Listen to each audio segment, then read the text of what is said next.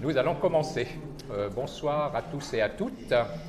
C'est la quatrième séance du cycle Littérature et enjeux du monde contemporain. Et donc le sujet ce soir, c'est Parcours et voix de femmes. Et est présente Marie Redonné, qui est romancière, auteure de théâtre, de poésie, d'essais, d'un livret d'opéra et même de chansons. Ah oui, c'est vrai.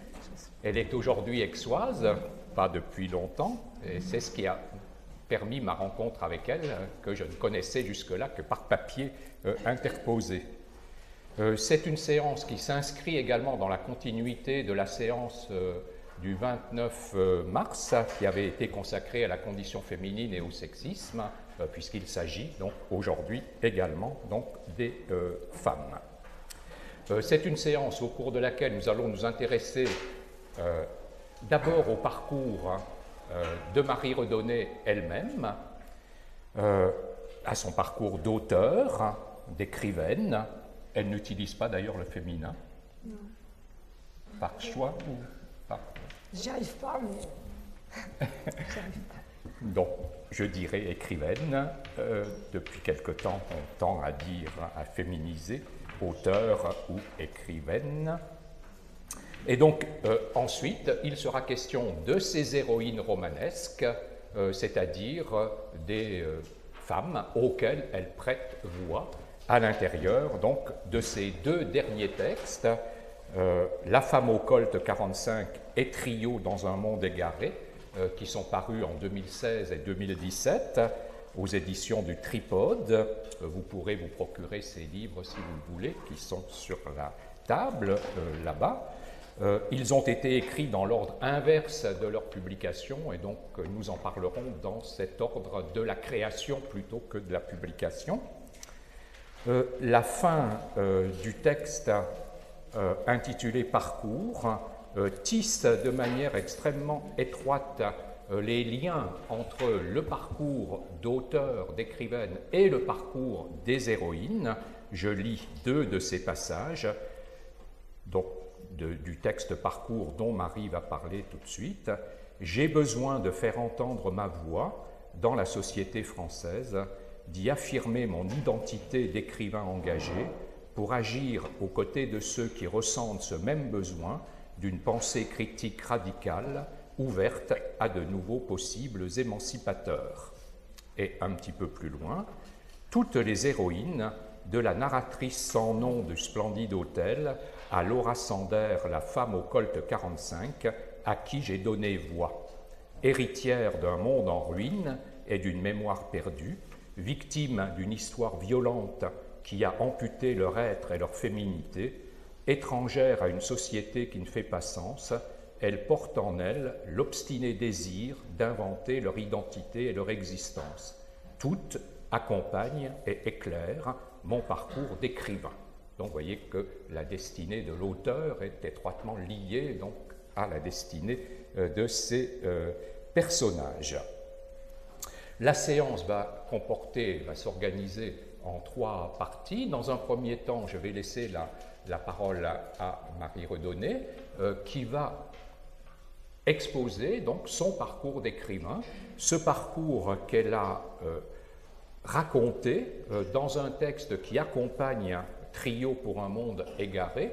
C'est un texte que Marie Redonné avait entrepris, si j'ai bien compris, pour un colloque il y a déjà quelques années au Texas, aux États-Unis.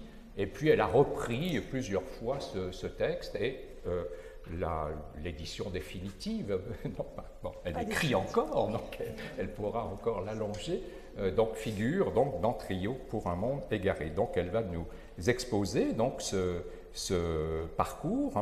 Dans un deuxième temps, nous parlerons sous la forme d'un dialogue de ces deux derniers textes, donc Trio pour un monde égaré et La femme au colt, en focalisant le texte Trio pour un monde égaré sur un des personnages, le seul des trois personnages qui soit féminin. Les deux autres sont des personnages, des narrateurs masculins. Donc nous parlerons de Tate Combo dans ce Trio pour un monde égaré. Donc ce sera le deuxième temps de cette séance, donc aux alentours d'une heure. Et puis la dernière demi-heure donc, sera consacrée à un dialogue donc, de Marie Redonné avec vous-même. Vous pourrez lui poser donc, les questions que vous voudrez. Des lectures des textes de Marie Redonné interviendront donc, entre ces trois temps ou après ce dernier temps. Il fallait, pour ces trois textes qui sont des voix de femmes, c'est une femme qui parle dans ces trois textes, et donc Marie a pensé que c'était mieux que ce soit une femme qui lise, donc Elisabeth, qui avait lu déjà les textes lors de la précédente séance, donc lira ces textes, et mon acolyte habituel, Francis, qui est dans la salle, tout au fond là-bas, donc reprendra ses fonctions donc, lors de la dernière séance qui sera consacrée donc, à la thématique de l'homme augmenté, de l'homme amélioré, ce que l'on appelle aussi le transhumanisme, à partir du roman de Pierre Ducrozet, L'invention des corps. Voilà donc les trois temps de cette séance. Et donc, je laisse tout de suite la parole à Marie donc, pour vous parler, donc, pour vous exposer donc, son parcours d'écrivaine. Je la remercie naturellement beaucoup d'être venue. Elle est en ce moment dans une tournée impressionnante des librairies de France. Non, c'est fini. Et donc... Bonsoir. Donc, je veux reprendre l'idée qu'il a dit, sur le caractère un peu inattendu pour un écrivain d'écrire son parcours. Et en fait, ça a obéi à une sorte de nécessité. J'ai commencé à l'écrire il y a presque 8 ans pour moi-même. Je ne pensais pas du tout à le publier, parce que c'est quelque chose de très, d'une certaine manière, assez personnel. Donc, je l'ai d'abord écrit, j'en avais fait un petit texte à un colloque, mais c'était un texte très court de 3 pages. Et puis après, je suis entrée dans une période de crise littéraire, dans la mesure où j'avais quitté la France pendant longtemps. Je n'avais pas centré ma vie à ce moment-là dans tout l'exil que j'ai vécu au Maroc et aux États-Unis pendant 10 ans. Je n'avais pas centré ma vie sur l'écriture. Ça ne m'avait pas quitté, mais je n'avais pas écrit beaucoup. Et j'avais seulement publié un livre qui, pour moi, était le redémarrage d'une nouvelle période en 2005, qui s'appelle Diego aux éditions de Minuit, dont personne n'avait parlé, ce qui m'avait fait déjà... Ce qui m'avait dit, tiens, c'est bizarre, c'est comme si je commence à être oubliée. Puis je vais à l'étranger, et puis à un moment donné, je me suis dit, maintenant, il est temps de me remettre vraiment à écrire. Et donc, je suis revenue en France, ça correspondait à mon retour en France. Et je me suis mis vraiment à me reconcentrer sur l'écriture et sur ce à quoi je voulais écrire maintenant. Et j'ai écrit Trio pour amants égarés. J'ai tout de suite trouvé, à ce moment-là, je me suis dit, j'avais fait beaucoup de brouillons avant, qui étaient des mauvais textes, que je mettais à la poubelle et tout ça, mais Trio pour amants égarés, quand je l'ai terminé, je me suis dit, c'est le texte que je devais écrire maintenant. Et donc, je l'ai envoyé à mes 2 éditeurs attitrés, qui étaient POL et Minuit. J'ai reçu une phrase, ça ne nous intéresse pas, point, comme si j'existais, comme si je n'avais pas existé, comme si j'étais déjà complètement passée aux oubliettes de l'histoire. Après, je l'ai envoyé à d'autres éditeurs, pareil. C'est-à-dire, je n'ai eu que des refus et même pas expliqués. Alors que quand même, dans les années entre 85 et disons 90, j'avais quand même fait tout un parcours littéraire, j'étais connue, etc. Et donc, ça m'a fait un violent choc identitaire. Je me suis dit, mais pourquoi Alors, c'est vrai que je pouvais l'expliquer. On est très vite oublié dans une société très, qui vit dans l'instant, dans le présent, qui est très amnésique. J'en étais simplement à vous dire le choc identitaire que ça m'a fait d'être... moi, je me croyais quand même un écrivain déjà quand même reconnu dans mon pays. Et d'être refusée, mais comme si j'étais personne. Vous voyez. Et donc, ça m'a vraiment... Là, il résonne trop, non?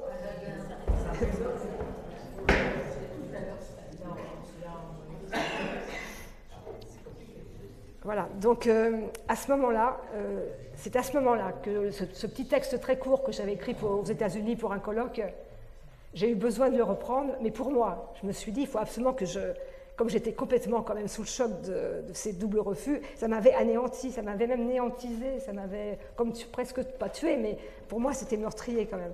Je me suis dit, je vais retravailler le texte des États-Unis, mais pour moi-même. Et j'ai écrit pour moi-même un très long texte, beaucoup plus long que celui-là, qui était beaucoup plus autobiographique, qui remontait à l'enfance, pour voir comment j'étais devenu écrivain, qu'est-ce que j'avais voulu faire, quel parcours, quelle quête j'avais voulu faire. Enfin, ça a duré pendant presque un an, ce travail de réappropriation pour moi-même de ma propre histoire d'écrivain. Et puis, je l'ai écrit pour moi-même et puis je l'ai mis dans le tiroir. Je ne pensais pas du tout que c'était un texte publiable. Et puis, ça a dû me faire du bien, ça a dû me refortifier, me redonner la confiance que j'avais perdue après toutes ces lettres de refus. Et tout d'un coup, parce que je voulais absolument, puis alors c'était devenu encore plus fort, quoi. Je voulais prouver à ma société que ce n'était pas vrai, que je n'étais pas enterrée et que j'étais vivante, quoi. Et comme ça, à partir d'un déclic d'une voix d'une comédienne marocaine que j'aimais beaucoup, Sophia Haddi, elle m'a enclenché l'histoire de la femme au col 45, qui est écrit à la fois comme un roman, mais aussi comme une pièce de théâtre. J'ai joué sur les deux registres, et ça a fusé, j'ai écrit ça en, je sais pas, en 3 semaines. Voilà, d'un jet, comme si c'était mon texte, comment dire, alors on en parlera quand Marcel m'interrogera dessus, c'est un texte très offensif, très politique au sens combatif, comme si au moment où moi j'avais perçu ça comme une expérience d'anéantissement de cette manière, j'avais voulu vraiment, alors pas avec mon colt, mais tout du moins avec le colt de l'écriture, me réimposer dans la société française, et j'ai envoyé ce texte aux éditeurs. Et le seul, chez Minuit, mais il faut dire aussi que chez Minuit, mon éditeur était mort, hein, c'était la fille qui avait succédé, donc c'était plus la même histoire. Chez POL, ils m'en voulaient parce que j'avais quitté POL pour Minuit, donc c'était pas si simple. Enfin, le tripode, qui me suivait de toute façon depuis longtemps, il m'écrivait régulièrement, etc., la femme au colt, il l'a pris tout de suite. Et à partir de ce moment-là, j'avais gagné, la femme au colt avait gagné d'une certaine manière le but que je lui avais donné, c'était de me réaffirmer comme écrivain sur la scène française. Et ce texte est paru il y a 2 ans, en fait, hein, il y a 2 ans. Et j'ai fait la tournée de la France, je réapparaissais parce qu'on m'avait complètement oublié. Et j'ai fait la tournée de la France et j'ai découvert que en particulier les libraires, la génération avait complètement changé. C'est-à-dire que les libraires de ma génération, ils n'étaient plus là, et que c'était des jeunes qui avaient repris le flambeau, aussi bien dans les libraires d'ailleurs que dans les critiques littéraires. Donc je découvrais un paysage français complètement différent, pour qui j'étais seulement la femme au col 45. Ils n'avaient pas du tout la mémoire de ce que j'avais écrit avant. Alors ils ont été très intéressés, ça a eu une très bonne réception. Mais dans l'oubli total, enfin même pas dans l'oubli, dans l'effacement de ce que j'avais fait avant. Or pour moi, la femme au col 45, elle ne s'expliquait que par toute l'histoire. Donc à ce moment-là, bon, il y a eu l'apparition de la femme au col 45, et mon éditeur, qui est quand même un éditeur vraiment formidable, c'est un jeune, il s'est dit, moi quand j'avais 20 ans, si je me suis intéressée à Marie Rodonnet, c'était à cause du triptyque qu'elle avait publié chez Minuit.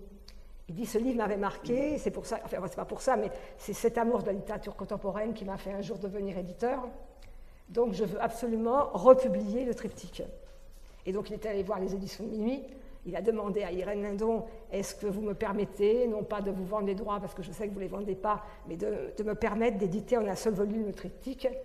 Enfin, il a convaincu Irène Lindon qu'il l'a autorisé. Et donc, 1 an après, La femme au colt est paru en un seul volume, Héritière, qui remettait donc à la lecture du public actuel les livres publiés en 1985-86. 3 livres-là. 3 livres. Splendid Hôtel, Forêt Vallée, Rose-Nelly Rose. Ce qui a été très important parce que justement, ces jeunes lecteurs qui ne me connaissaient que sous La femme au col m'ont découvert sur ce que j'avais écrit avant. Et ils ont pu déjà voir le passage. Et alors à ce moment-là, je me suis dit, mon parcours, j'ai eu l'idée, là c'était une autre motivation. Je me suis dit, ce texte que j'ai écrit d'abord pour moi-même, pour me réapproprier mon itinéraire et mon œuvre, je me suis dit, je vais en faire un très court texte, mais pour donner un peu, pas des clés, mais des repères à la fois biographiques, intellectuels et littéraires, à ces nouveaux lecteurs qui me redécouvrent. Et c'est comme ça que j'ai écrit le parcours et que je l'ai mis comme ça, comme une espèce de revanche, à la fin du texte qui avait été refusé par tous les éditeurs de France. Voilà. Voilà, c'était l'histoire du parcours. Mais il y a vraiment une histoire. Autrement, franchement, si ça ne m'était pas arrivé, je crois que j'aurais jamais eu l'idée de publier ce parcours littéraire, qui est quand même un dédoublement assez curieux, quoi. Et en même temps, se livrer quand même. Voilà. Alors donc, du coup, puisque c'est publié, je ne veux pas vous résumer ce que j'ai écrit, parce que bon, ça serait redondant par rapport à la séance. Mais quand même, je veux vous donner les temps forts du parcours pour vous donner quelques clés quand même. Alors, j'ai commencé, parce que ça, c'est pas dans la réappropriation de mon histoire d'écrivain, quoi. Je pense que le point de départ n'est pas anodin, quoi. C'est-à-dire, je n'avais pas de vocation d'être écrivain. Jamais je m'étais dit je serais écrivain. J'avais fait des études de lettres, la littérature m'intéressait, mais sans aucune idée qu'un jour je pourrais devenir écrivain. Et il s'avère que dans les années 72, disons une dizaine d'années après mai 68. Bon, mai 68 pour moi avait été important parce que ça avait été l'utopie révolutionnaire qui je pensais alors changerait la vie, changerait tout. Donc j'avais mis une grande utopie de rupture et de changement dans ce moment historique. Et puis 7-8 ans plus tard, je me suis aperçue, comme beaucoup de gens de ma génération, que c'était une utopie qui se désagrégeait et que c'était la perte d'un rêve. Et donc, comme j'avais mis tellement de choses intérieures dans ce mouvement, je me suis retrouvée en crise, alors peut-être pas identitaire, mais en crise existentielle profonde. À ce moment-là, j'étais prof de lycée, j'étais prof de lettres dans un lycée, mais si, en tant que prof de lettres, je ne pouvais pas, dans mon lycée, faire un enseignement complètement différent ou un peu révolutionnaire, entre guillemets, et que si c'était le poids de l'institution de l'éducation nationale qui me retombait dessus et qui me rendait prisonnière, je ne pouvais pas supporter mon métier de professeur de français, de littérature. D'ailleurs, je n'ai pas accepté, j'ai enseigné autrement, j'ai été blâmée par le ministre de l'Éducation nationale. Pour une agrégée, ce n'était pas banal à l'époque. Bon. Et je n'étais quand même pas renvoyée, puis après j'avais fait appel et tout ça, mais enfin quand même, je ne pouvais pas supporter cette institution. Je me suis dit, il faut que je m'en sorte, nulle part. C'était ma première crise, c'était par rapport à l'éducation nationale. Ma deuxième crise, elle était personnelle, j'avais une perte, tout ce qu'allait représenter la révolution et surtout tout ce qui se cachait derrière ce désir de révolution que je ne connaissais pas. Finalement, pourquoi j'avais été révolutionnaire à ce point radical, c'est qu'il y avait une histoire derrière que je ne connaissais pas, mais qui était là. Donc cette histoire revenait. Et puis il y avait l'histoire de mon mariage, je voulais me démarier. Enfin bon, il y avait tout un faisceau, mais il n'était pas question de devenir écrivain. Et j'ai commencé une analyse pour interroger un peu tout ça, de cette perte, dans l'état de perte dans lequel j'étais. Voyez. Et j'ai commencé une analyse lacanienne, avec un monsieur derrière qui se taisait d'ailleurs, et qui me laissait tracer mon chemin dans la nuit. Et puis j'élaborais des choses, mais en fait je ne voyais pas la réponse à ma question, c'est-à-dire quoi mettre à la place. Je ne voulais pas du tout m'adapter, je ne voulais pas me normaliser, je voulais pas. J'avais essayé de faire à l'époque une thèse, je l'ai abandonnée très vite pour être prof de fac, je me suis dit non, enfin je voyais rien venir. Voilà. Et puis tout d'un coup il s'est produit un déclic, et ça c'est quand même c'est pas banal, quoi. À l'époque, j'étais donc mariée avec un monsieur qui suivait la même itinéraire que moi, à peu près sur un autre divan voisin d'un psychanalyste. Et il cherchait, comme moi, des réponses à sa perte radicale, et à son mal de vivre, etc. Et puis en lisant Proust, il n'était pas du tout littéraire à l'époque. Hein. Il s'en foutait, la littérature, c'était bourgeois. Et il lit Proust, et il me dit un jour, comme une révélation comme ça, il me dit « Je veux devenir un grand écrivain ou rien ». Moi, j'écoute... Et puis, à partir de ce jour-là, il prend sa machine à écrire, parce qu'à l'époque, c'était encore des machines à écrire, il se met à écrire. Du jour, un jour, la nuit, tout le temps, il n'était plus le même. Il noircissait du papier. Je ne le reconnaissais pas. Et puis, ce n'était pas inintéressant. Enfin, je veux dire, c'était assez fort. Alors, ça m'a fait un choc. Je me suis dit... Alors, comme on était à l'époque très mimétiques l'un de l'autre, etc., je me suis dit... C'est comme ça que ça a commencé. Je me suis dit, si lui, il fait, pourquoi pas moi? Je me suis dit ça. Donc, ça commence par un truc mimétique, de certaine manière. Et donc, moi, je n'ai pas pris la machine, j'ai acheté des petits cahiers d'école, des petits cahiers blancs, comme ça. Et puis, je me suis mis devant mon petit cahier. Rien du tout. Et ça a duré des mois, j'étais devant mon petit cahier, rien ne venait. Puis après, quand même, à force de... Et je ne sais pas pourquoi, je devais être acharnée, il y avait quelque chose qui devait me contraindre à pousser. Et petit à petit, quand même, des mots sont venus. Et surtout des personnages. Alors moi, je pense que ce n'est pas par hasard. Hein. Les personnages, c'était le nain, le plus petit nain et le fou. 3 personnages comme ça. Le nain, le plus petit nain, le fou, qui sont venus sur la page blanche. Et ça a déclenché toute une série de petites phrases où ce nain, ce plus petit nain, ce fou, se battait, se confrontait, jouait avec quatre instances, Dieu, le mort, le maître et le roi. Et alors ça, j'écrivais des petites phrases à chaque fois donc sur l'histoire de ces trois personnages en confrontation comme ça, tantôt en opposition, en révolte, tantôt en ruse, tantôt en jeu, avec ces quatre instances. C'est étrange. Moi, je laissais faire les choses, ça se plaçait comme un jeu de cartes. Et alors, ils avaient des véhicules, ils avaient des tas de choses, quoi. Ils avaient des outils, ils bossaient, et ils avaient un but, quitter le royaume, dominé par ces quatre instances. Et ça s'écrivait, mais par petites phrases, sujet, verbe, complément, pas plus. Alors, au bout de quelques mois, c'était intéressant, mais je me suis dit, mais ça peut pas faire un texte, des phrases comme ça qui s'enchaînaient. Et j'étais dans une librairie, je feuillette un livre de haïku. Et je me dis, mais le haïku, non traditionnel, je me le suis réapproprié. Ça fait, mes petites phrases peuvent faire un haïku. Et je me suis dit, mon premier texte, ça va faire un livre de haïku. Et donc le premier texte que je vais écrire pendant 2 ans ou 3 ans, hein, et sur mon divan d'analyste, sur l'autre partie devant mon bureau, quoi. Ça a été un livre de haïku, avec comme personnage ce nain, ce plus petit nain et ce fou, qui font affaire avec toutes ces instances pour s'en dépêtrer, en fait, d'une certaine manière, pour s'en libérer. Et d'ailleurs, à la fin c'est comme une histoire, mais une histoire trouée, une histoire énigmatique. Et à la fin du texte, ils s'en vont, ils sortent du royaume, les 3 petits personnages. Et quand j'ai eu fini à peu près le texte, qui avait demandé quand même 2 ans, quand même, d'écrire cette histoire, ce premier livre. Et j'avais écrit, alors là c'était étonnant parce qu'à ce moment-là, c'était plus le blanc, c'était le trop-plein. J'avais écrit des centaines de haïkus, mais vraiment des centaines. Et j'étais encore très, très petite dans ma tête parce que j'étais incapable toute seule de trier.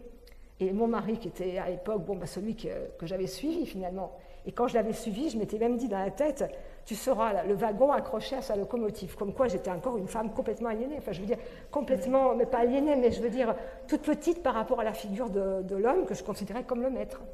Et comme il était normalien, moi je ne l'étais pas, il avait été agrégé avant moi, puis il avait une figure de maître un peu. Je le prenais pour le maître. Et alors, maintenant, j'étais jeune à cette époque-là, mais maintenant je n'en reviens pas. Je lui donnais mon crayon chaque jour, j'avais écrit ma haïku, je lui disais corrige-moi, et hop, il m'éliminait les haïkus.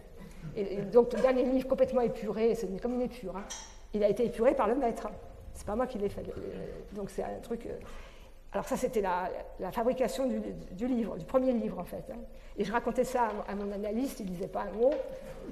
Et alors quand il m'a fallu trouver le titre, c'est quand on écrit un livre, il faut trouver un titre. Je l'ai appelé Le Mort, pas la mort, Le Mort et compagnie. Alors le Mort, c'était l'instance pour moi, c'est une instance, je pense que je l'ai trouvé à partir de l'analyste, c'est-à-dire l'analyste en position du mort. Il ne disait pas un mot. Mais il me permettait de faire mon chemin et de me libérer finalement des instances qui m'écrasaient. Vous voyez ? Et le mort et compagnie. Donc le mort pour moi, ce n'est pas une instance morbide ou macabre, c'est une instance symbolique de la coupure, qui me faisait entrer en littérature, quoi. Et puis alors, il y avait une autre chose après ce premier, une fois que le texte était fait, il fallait que je trouve aussi un nom. Parce que j'avais trouvé le titre, il fallait que je trouve un nom. Alors c'est là que ça s'est joué quelque chose d'important. Je me suis dit sous quel nom je vais signer mon premier livre. Je me suis dit, je ne peux pas prendre le nom du mari, d'ailleurs je ne le voulais pas. D'abord parce que lui, il avait fini en même temps son livre. Donc de toute façon, c'est son nom à lui. Et là, du coup, je commençais peut-être à me dire, pas très consciemment, mais que je ne voulais pas être seulement le wagon à la locomotive, quoi, quelque part. Donc je me suis dit, il n'est pas question de prendre le nom du mari. Le nom du père, ce n'était pas possible, puisque j'écrivais en rupture, en révolte contre la filiation paternelle et contre le père. Donc je ne pouvais pas prendre le nom du père, même si c'était un beau nom. Je ne pouvais pas le prendre. Il fallait que je rompe que j'écrive en révolte ou en rupture avec cette filiation. Alors je pouvais prendre ou un pseudonyme ou le nom de la mère. Et alors ça, j'ai pas voulu prendre le pseudonyme et j'ai pris le nom de la mère. Comme ça avait été une femme, une femme humiliée, une femme au destin complètement contrarié, avec un mari complètement destructeur, etc. Et qu'elle avait une vie presque de destruction par rapport à tous ses potentiels, d'une certaine manière, et qu'elle avait misé sur sa fille unique, je dirais presque consciemment, non pas qu'elle devienne écrivain, parce que ça ne lui était pas venu à l'esprit, mais au moins que sa fille, d'une certaine manière, prenne la relève de ce qu'elle n'avait pas, que la vie ne lui avait pas du tout permis de faire, quoi. Je pense que j'ai choisi peut-être aussi son nom, alors c'est compliqué, hein, mais j'ai choisi son nom aussi pour lui redonner, et en plus son nom s'est redonné, hein, son nom jeune fille, pour lui redonner une existence finalement, au moins à travers le nom que je prenais. Vous voyez. Alors, il y a ça, en même temps je voulais aussi m'échapper d'elle, mais bon, ça c'est un peu les contradictions d'une nomination, quoi. Et donc en même temps, comme j'aimais pas le prénom, par contre j'aimais pas le prénom qu'elle m'avait donné quand j'étais petite et que je portais, j'ai enlevé deux lettres au prénom et je me suis appelée Marie. Et donc à partir de ce moment-là, j'ai pris mon nom d'auteur, mais c'était plus qu'un nom d'auteur, c'est-à-dire je me suis vraiment dit, ce nom-là, ça va être mon nom d'auteur et mon nouveau nom dans la vie. C'est-à-dire qu'à partir du fait que je me sois mis à écrire un peu étrangement, quand même, dans un parcours assez étranger, je me suis dit, je vais me réinventer ma propre histoire. Et ça, c'est ce que je me disais consciemment. Hein. Je ne dis pas que c'est si facile que ça et que c'est aussi évident que je pouvais me le formuler. Je vais m'inventer ma propre histoire. C'était un peu comme dans mon désir de révolution, quoi. Je vais rompre avec mes propres lignées et je vais écrire une autre histoire. Voilà, c'était mon idée à moi quand j'ai commencé. Je n'avais pas encore terminé mon analyse. Et j'avais donc publié, et donc ce premier livre, effectivement, parce que ça explique aussi la suite, ce premier livre, en même temps que mon mari, qui lui aussi a fini son premier livre, L'Empereur. Et on l'envoie tous les deux le même jour chez tous les éditeurs. Moi, je n'ai que des lettres de refus, parce qu'un livre de haïku, envoyer des livres de haïku à des éditeurs quand vous n'avez pas un nom connu, ils ne vous lisent même pas, ils vous mettent au panier, quoi. C'est pas du tout ce qu'ils attendent. Donc, je n'avais pas de réponse, ou des réponses... Mon mari a eu une réponse, pas oui, mais quand même, POL lui a dit « je suis intéressé mais réticent ». Alors mon mari, qui était il a été voir POL, il a demandé un rendez-vous. Et donc POL l'a reçu. Alors, il lui a pas, pendant l'entretien, il lui a dit « je suis réticent, c'est intéressant, mais je suis réticent ». Et POL, enfin c'était Paul Tchaïkovski, mais à un moment donné, il a eu l'idée, il lui a dit, mon mari, il lui a dit « mais vous savez, ma femme, elle vous a aussi envoyé un manuscrit, Le Mort et compagnie ». Ah, il lui dit « ah bon ?» Et donc, effectivement, mon manuscrit était sous une pile, même pas de lus refusés, de non lus, parce qu'il n'y avait pas la... Voilà. Alors tout d'un coup, Paul, qui a quand même un peu de flair, qui est curieux, il sort le Mort, et il le sort sur la table, et il dit à Jacques Géraud, mon mari, il lui dit, bon, bah écoutez, vous aurez ma réponse dans quelques temps. Et 15 jours plus tard, il téléphone, je vous publie tous les deux. C'est comme ça que j'ai été publiée chez POL. Donc j'ai quand même été publiée quand même parce que le mari avait quand même demandé à ce que mon livre soit sorti du... Voilà. Enfin, on est publiés tous les deux, et alors que c'était un petit livre de haïku, disons que pour un premier livre inattendu, comme ça, insolite, parce que c'est vraiment insolite, Le Mort et compagnie, j'ai des articles favorables, ce qui est quand même inattendu, en particulier dans Libération. Il y avait à l'époque une chronique, alors malheureusement ça n'existe plus, qui était la chronique de Michel Bernstein, qui avait été la femme de Guy Debord. C'était une très bonne lectrice, elle vivait en Angleterre, complètement marginale, isolée, donc elle se fichait complètement de ce qui se passait dans le milieu littéraire. Elle écrivait sur ce qu'elle avait vraiment envie d'écrire. Et donc elle fait sa chronique sur Le Mort et compagnie. Alors ça, mon éditeur, ça lui a fait plaisir. Et puis du coup, j'ai eu quelques articles pour un livre d'une inconnue, un livre complètement insolite et d'un genre complètement inapproprié. Voilà. Et donc, à ce moment-là, j'avais le choix. Je me suis dit, est-ce que je dois continuer à écrire ? J'hésitais, j'avais peur quand même. Et j'étais toujours sur mon divan, et je disais à mon analyste, mais vous savez, je disais quand même, moi, quand je suis venue en analyse, je voulais changer de vie, je voulais être prof de lycée, etc. J'étais un mal en point dans l'éducation nationale, et si je continue la littérature, avec quoi je vais vivre ? Parce que c'est pas avec Le Mort et compagnie, ou ce que je pensais que j'allais écrire, que j'allais vivre. Et je lui ai dit, peut-être qu'il ferait mieux que je devienne psychanalyste. Bon, il disait rien, alors j'ai été à l'école freudienne, j'ai expliqué mon truc. Le mec de l'école freudienne m'a regardé comme si j'étais vraiment un fantôme, et puis il m'a rien dit, et puis il m'a ouvert la porte. Je suis repartie, j'ai arrêté complètement de dire que je voulais devenir psychanalyste, et je me suis remis à écrire. J'ai écrit mon deuxième livre, écrit sur le divan, qui s'appelle Doublure. Alors là, j'étais passée du haïku à des petits contes, 12 petits contes, très très miniatures. Hein. Et c'était 12 petits personnages, alors, et toujours sur le thème de la doublure. un personnage qui était la doublure de l'autre et en même temps qui essayait de ne pas l'être, mais qui se cassait vraiment la gueule. C'était vraiment des histoires d'échecs avec un humour noir très, très féroce, mais c'était des histoires d'échecs. Enfin, et ça, c'est mon dernier texte écrit en analyse que Paul republie et qui a à peu près le même écho d'ailleurs que Le Mort et compagnie. Et à partir de là, je me dis, bon, ben voilà, je quitte l'analyse et j'écris toute seule, et je vais être toute seule.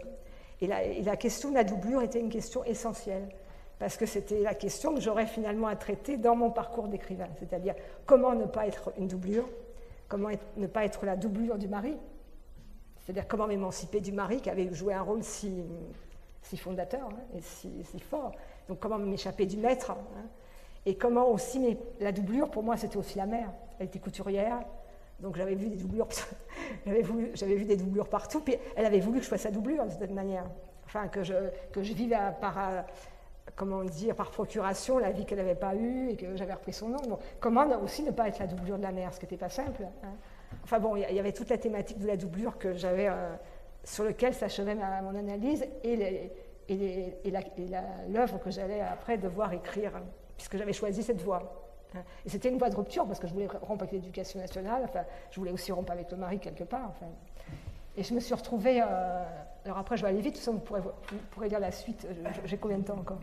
Il faudrait peut-être que tu parles du triptyque, oui, des héroïnes du triptyque. Voilà, mais attends. Alors, entre-temps, juste après, j'écris une pièce de théâtre, Tirélia. Je la porte à Tchaïkovski, parce que c'est important. Je la porte à Tchaïkovski, il me dit le théâtre, elle est bien votre pièce, mais moi, éditeur, j'ai publié des haïkus, j'ai publié des contes, je ne peux quand même pas publier une pièce de théâtre, ça ne se vend pas. Il me dit ça. Il me dit chercher un metteur en scène.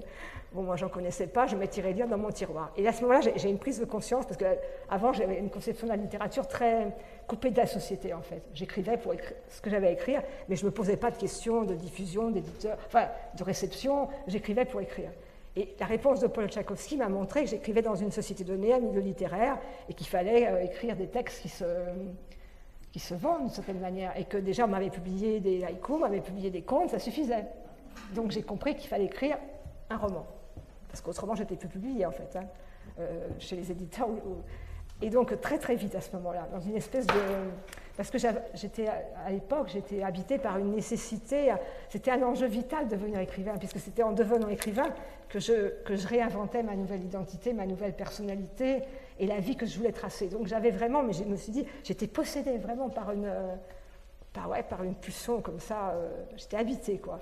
Et je me suis mis à écrire, mais là, vraiment très très vite, le premier roman qui s'appelle Splendid Hôtel. Je l'ai écrit en 3 semaines.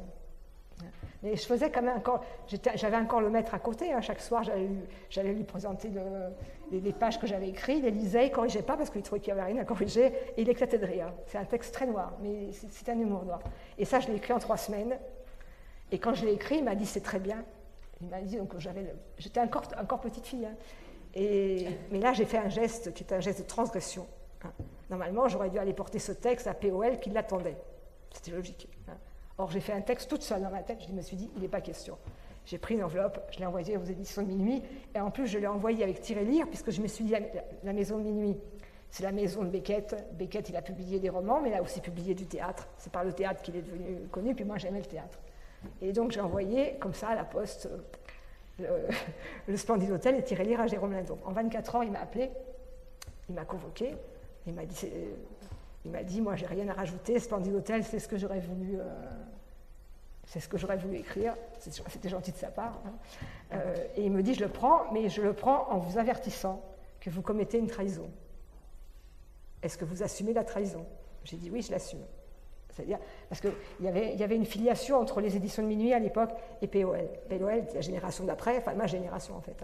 Et donc, POL se considérait comme le fils héritier de Minuit. Et moi, je trahissais le fils pour aller dans la maison du père. Donc c'était comme une trahison assez violente. Jérôme Lindon, oui, Jérôme Lindon. Le père. Et alors, donc, puisqu'il faut que... Splendid Hôtel, c'est pour la première fois une voix de femme qui apparaît. Parce que maintenant, j'avais eu ces nains, ces plus petits nains, ces personnages doublures, et 2 vieux pour tirer l'IA. Et tout d'un coup, dans le roman, surgit une voix de femme, qui est la narratrice de Splendid Hôtel. Et cette voix de femme, elle est, elle est héritière, par la grand-mère mythique un peu, d'un hôtel construit en bordure du Marais. Et cet hôtel est un hôtel absolument pourri. ravagé, destructeur. Et en héritant de cet hôtel, et elle assume complètement cet héritage, elle se bat pour ne pas que à la fois elle se bat pour que l'hôtel ne s'écroule pas. Alors elle passe sa vie à colmater les sanitaires, les tuyaux qui se bougent, qui se débouchent, les bestioles qui envahissent l'hôtel, les clients qui ne sont pas contents, etc. Et en plus elle a 2 sœurs complètement hystériques qui lui en font baver. Enfin, je veux dire, c'est vraiment le combat d'une femme par rapport à son héritage. Et pour moi, c'est certainement un texte très symbolique, à la fois de cet héritage que je ne connaissais pas, mais qui me revient en écrivant, et en même temps, sans doute, mais alors ça c'est encore plus obscur, l'héritage probablement même d'une époque historique. Parce que ce que je me suis aperçue, plus j'écrivais, c'est qu'en fait, en travaillant de manière assez radicale mes thématiques propres, qui sont liées à ma propre histoire, à mes questions d'héritage, je me branchais, et ça c'est l'intérêt de l'écriture. L'écriture est, à mon avis, intéressante à cette condition, c'est quand vous travaillez votre propre histoire, en la transfigurant, vous branchez sur le collectif de l'histoire, enfin sur l'histoire, l'histoire d'une société et l'histoire du monde. Et c'était très étrange comment, dans le processus de l'écriture, il y a des branchements qui s'opèrent. C'est-à-dire, vous ne parlez pas seulement de votre propre histoire. Vous parlez, en même temps que vous parlez de votre propre histoire, vous parlez de cette propre histoire imbriquée dans une époque, dans une période et dans un héritage en même temps. Et c'est ça et ça, je pense que le travail que j'avais fait avec cet analyste lacanien, d'éliminer, de vider tout ce qui était ma propre histoire, mes fantasmes, mes névroses, mes machins, tout ça, il m'a fait atteindre, involontairement, mais il m'a fait atteindre un espèce de niveau, une espèce de radicalité d'écriture, où finalement je ne travaillais que l'essentiel. Et l'essentiel, justement, me permettait de ne pas être embrouillé, quoi, je veux dire, et de me connecter sur ce que j'appelle, moi, l'histoire. Je dis, Splendide Hôtel, il ne faut pas simplement le lire au premier niveau, quoi. Il faut le lire à plein de... C'est comme une parabole qu'on peut déchiffrer, quoi. Voilà, et donc, je publie donc ce premier livre, l'édition de Minuit, avec la certitude j'étais totalement naïve à l'époque, avec la certitude que ça va marcher, puisque Jérôme Lindon, en plus, qui était vraiment à l'époque l'autorité en matière de littérature, dans la critique littéraire française, quand même, si on publiait un livre chez Jérôme Lindon, quand même, c'était pas rien, quoi. Donc j'étais très fière en plus et tout ça, et que j'avais eu en plus des articles avec mes petits trucs, mais à Haïku, j'étais sûre d'avoir vraiment la presse, quoi. Pas un article, rien. Ça me fait un choc, et puis au bout de quelques mois, je téléphone à Jérôme Lindon, je lui dis mais quand même, pourquoi j'ai rien? Et il me répond, alors ça a une phrase qui m'a... Enfin, mon parcours est jalonné comme ça de moments à la fois de choc et de rebondissement qui me font rebondir. Il me répond très calmement, « Oh, chère Marie Redonnet, vous n'avez que ce que vous méritez. » Alors, je ne l'ai pas mis parce que ça a été censuré par le tripote. « Vous n'avez que ce que vous méritez. Si ça ne vous plaît pas, arrêtez-vous d'écrire. » Et puis, il me raccroche. J'étais un peu sonnée quand même. Hein. Mais comme je voulais vraiment continuer, ça ne m'a pas découragée. Je me suis dit, c'était comme un défi qui me lançait. En plus, pour moi, c'était un peu la figure du commandeur, une espèce de père comme ça, à la fois dur, implacable, mais en même temps qui était un très bon éditeur quand même. J'ai voulu, je pense qu'il y a eu une force en moi qui me dit, je vais réécrire un roman très très vite, hein, parce qu'en fait, le triptyque, il va s'écrire en l'espace d'à peine 12 mois. C'est pour ça d'ailleurs que maintenant il est publié sur un seul volume. En quelques mois, j'écris le deuxième qui s'appelle Forever Valley. Alors là, c'est de nouveau une narratrice, une jeune narratrice, elle a rajeuni. Hein. La première est sans âge, sans nom. La deuxième, elle n'a toujours pas de nom, mais elle est jeune. Elle a 16 ans, je crois, mais elle n'est pas formée, elle est analphabète, elle vit dans un village en ruine. Et elle est confrontée, elle aussi, à une histoire de perte, quoi. Et elle est, enfin bon, je ne vais pas vous raconter l'histoire, mais c'est vraiment la deuxième héroïne. Elle est confrontée non pas comme la première à un héritage maudit qu'il faut qu'elle se réapproprie pour en faire sa propre œuvre, mais dans un truc insensé. La deuxième, elle n'a rien. Elle n'a pas de parents, elle vit dans un presbytère avec un père hébété qui l'exploite, et en face, il y a l'école mairie, elle est fermée, et la veuve du maire en a fait un dancing bordel. Et le samedi soir, elle va travailler au dancing. C'est le père qui l'a envoyé travailler au dancing. Alors tout ça, c'est écrit très...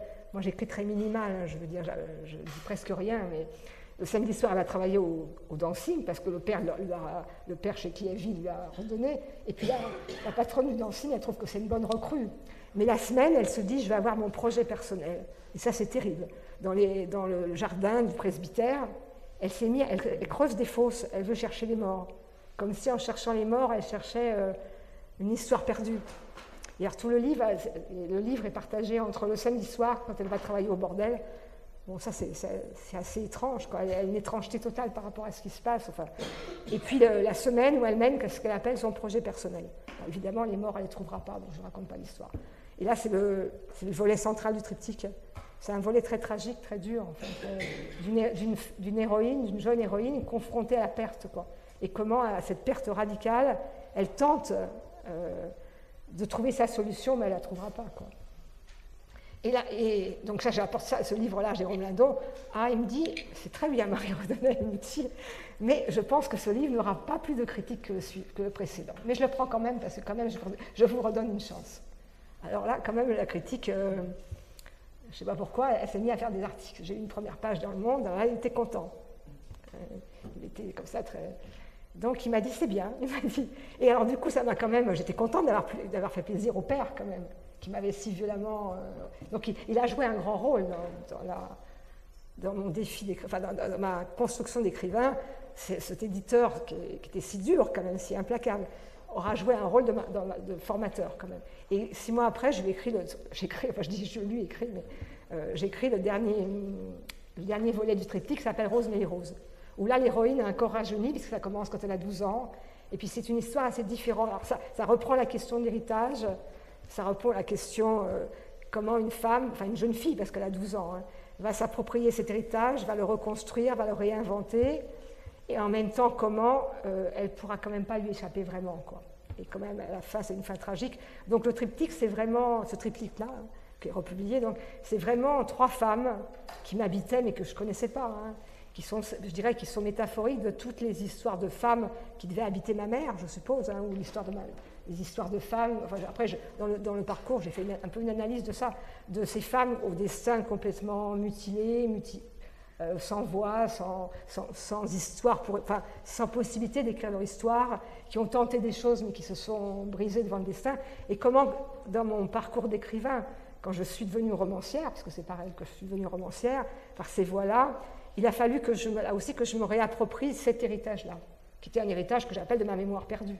Je ne savais pas que j'étais habitée par toutes ces histoires de femmes qui avaient tenté quelque chose, mais dont la tentative s'était cassée. Et je me suis dit, c'est vraiment historique, c'est-à-dire, c'était l'époque quand même où les femmes de ma génération se libéraient, s'émancipaient. Et j'ai compris à ce moment-là, et là je l'écris, à quel point ces histoires sont métaphoriques aussi de toute une histoire des femmes au moment de leur émancipation. C'est-à-dire, quand les femmes s'émancipent, elles revivent, malgré elles, tout l'héritage des oppressions subies et des violences subies.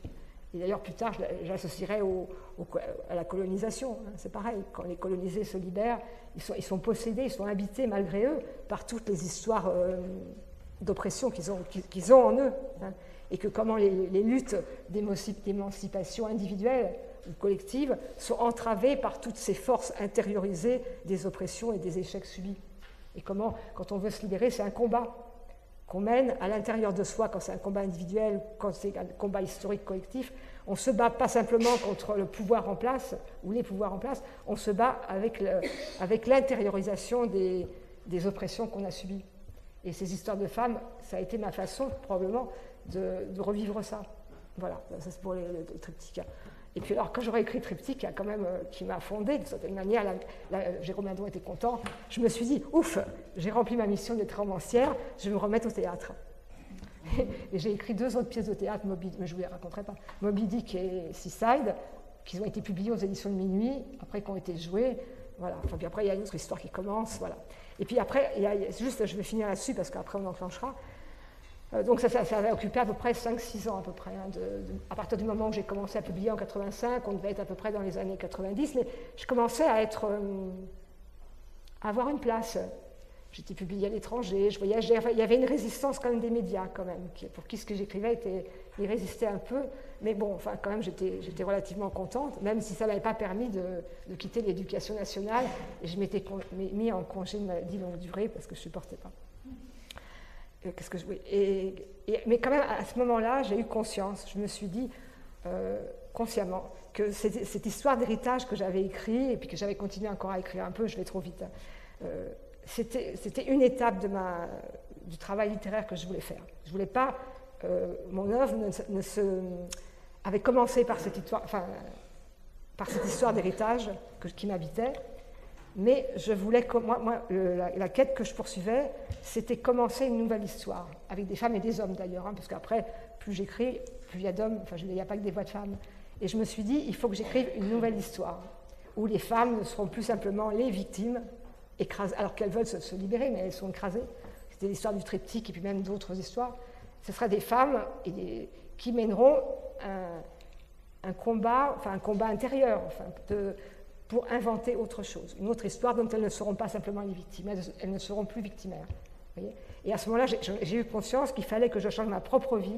C'est pour ça qu'il y a une interaction très, très étroite entre la vie et l'œuvre, même si je raconte jamais des choses autobiographiques. Je transfigure tout en fable, en parabole, en conte, mais ça s'appuise dans des étapes de ma propre vie. Et je me suis dit, si je veux franchir une étape littéraire, il faut que je passe à une autre histoire dans ma propre vie. Alors ça a correspondu à une rencontre avec mon deuxième mari, à un divorce d'abord, à une rencontre avec mon deuxième mari, à l'adoption. Alors j'avais pas l'âge pour être maman, donc j'ai adopté, comme j'avais pas été mère jusqu'à maintenant, je voulais pas. J'avais refusé à la fois la famille, la généalogie, la procréation, tout ça. C'est le moment où j'ai adopté un bébé en Palestine. Et puis je me suis exilée. Je suis partie au Maroc, après aux États-Unis. Et j'ai commencé comme j'avais été renvoyée de l'éducation nationale, etc., je me suis dit, je vais faire une thèse pour montrer quand même que j'appartiens toujours à l'éducation nationale. J'ai fait une thèse sur Jean Genet, parce qu'il y avait une proximité, et Jean Genet a joué le rôle de passeur pendant toutes ces années de rematuration, de passer à une nouvelle étape. Et c'est à partir de toute l'expérience que j'ai vécue en exil qui m'a fait écrire la deuxième étape, qui commence avec ce Diego, que personne n'avait repéré. Ils n'avaient pas vu le passage à un autre temps. C'est pour ça qu'ils n'en ont pas parlé. Et puis après, qui aboutit au trio, etc. Au fait, je ne suis plus tout lisible parce que les journalistes et tout ça sont restés à la première époque. Et ils ne me reconnaissaient pas vraiment. Et puis ils n'ont pas fait l'effort, etc. Et puis voilà, puis j'ai réussi à me réimposer. Voilà, j'ai à peu près fini. Enfin, mais j'ai écrit tout j'ai tout expliqué dans le parcours. Là, je vous l'ai redit avec les mots de ce soir. Voilà, alors il va y avoir donc la première lecture qui est la fin de Splendide Hôtel. Et donc, ça va vous donner l'idée de ce qu'étaient ces héroïnes du début de la carrière romanesque de Marie. Et cela nous permettra de les opposer, ces héroïnes, aux deux héroïnes que nous allons rencontrer avec le trio et puis avec la femme au colt. Donc c'est la fin de Splendide Hôtel. L'hôtel qui est construit sur un marais ne cesse de s'enfoncer. Le cimetière et la digue qu'avait construite la compagnie de chemin de fer se sont enfoncés dans le marais. L'hôtel subsiste, il n'y a quasiment plus de clients, il y en a un seul, et donc la narratrice évoque, c'est la dernière page du roman, évoque donc ce travail acharné d'essai de maintien de cet hôtel. C'est un effort. Elle a gagné quand même, parce qu'il est comme gelé, voilà, il est comme immortalisé. Reste, quoi. Voilà. Il reste, mais elle s'est totalement sacrifiée en tant que femme. Oui, c'est sûr. Donc c'est la dernière page de Splendide Hôtel. Rien ne peut résister au marais. Il a suffi du poids de la neige pour que ce qui reste de la digue disparaisse peu à peu. Il n'y a que le Splendide qui résiste au marais, parce que grand-mère a trouvé le bon endroit où le construire. À cet endroit, le marais est comme naturellement asséché. Mais je ne dois pas oublier que le marais est tout de même là, puisqu'il y a la nappe d'eau souterraine. L'autel est encerclé de toutes parts jusqu'aux fondations qui sont attaquées par des infiltrations. L'autel a beau pencher un peu, ce n'est pas parce qu'il penche qu'il va tomber. La neige ne fait sûrement pas du bien au bois. Le marais est de moins en moins fréquenté, les clients sont rares. Ils n'apprécient pas d'aller au fond du jardin enneigé pour vider leurs seaux. Certains s'en vont sans les vider. Je désinfecte tous les seaux. Le pensionnaire semble s'être installé définitivement. Il a ses habitudes, il a meilleure mine, sûrement que son sang circule mieux.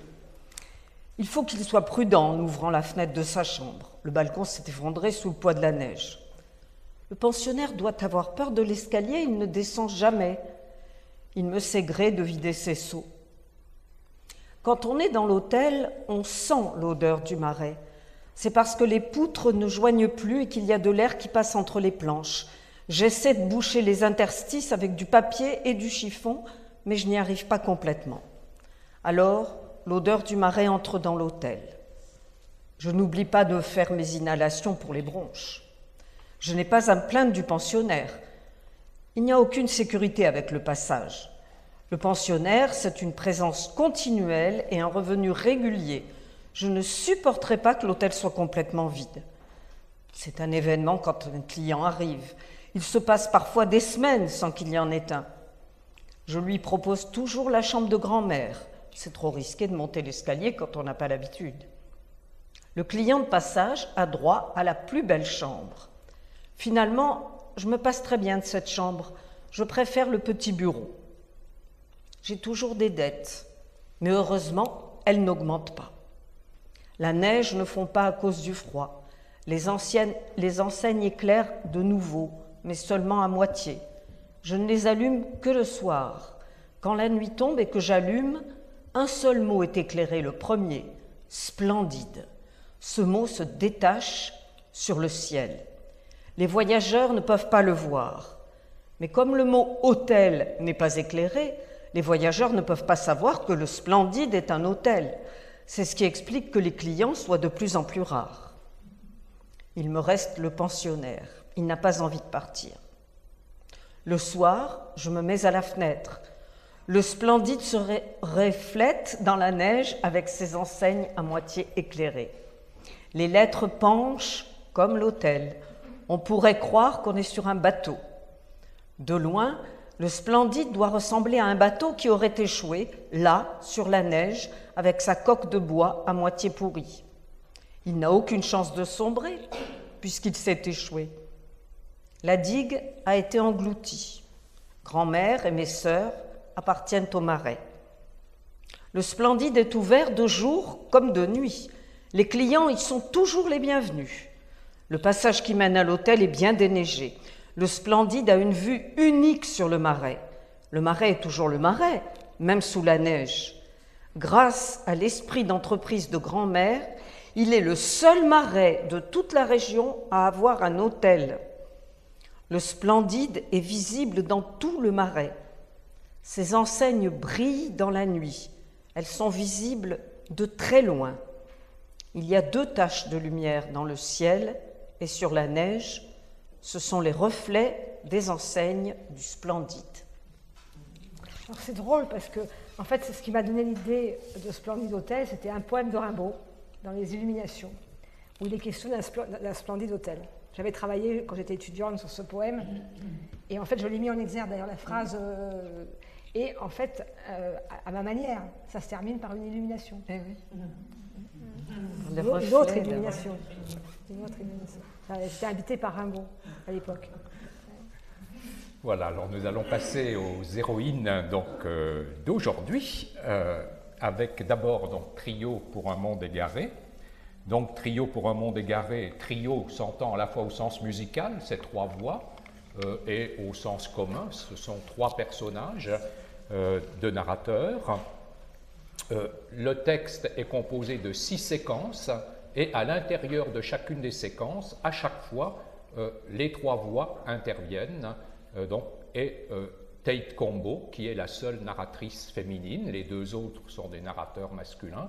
Tate Combo termine toujours donc la séquence et termine donc le livre, c'est elle qui a le dernier mot. Les deux autres narrateurs, hommes, donc s'appellent Willy Shaw et Douglas Marenko.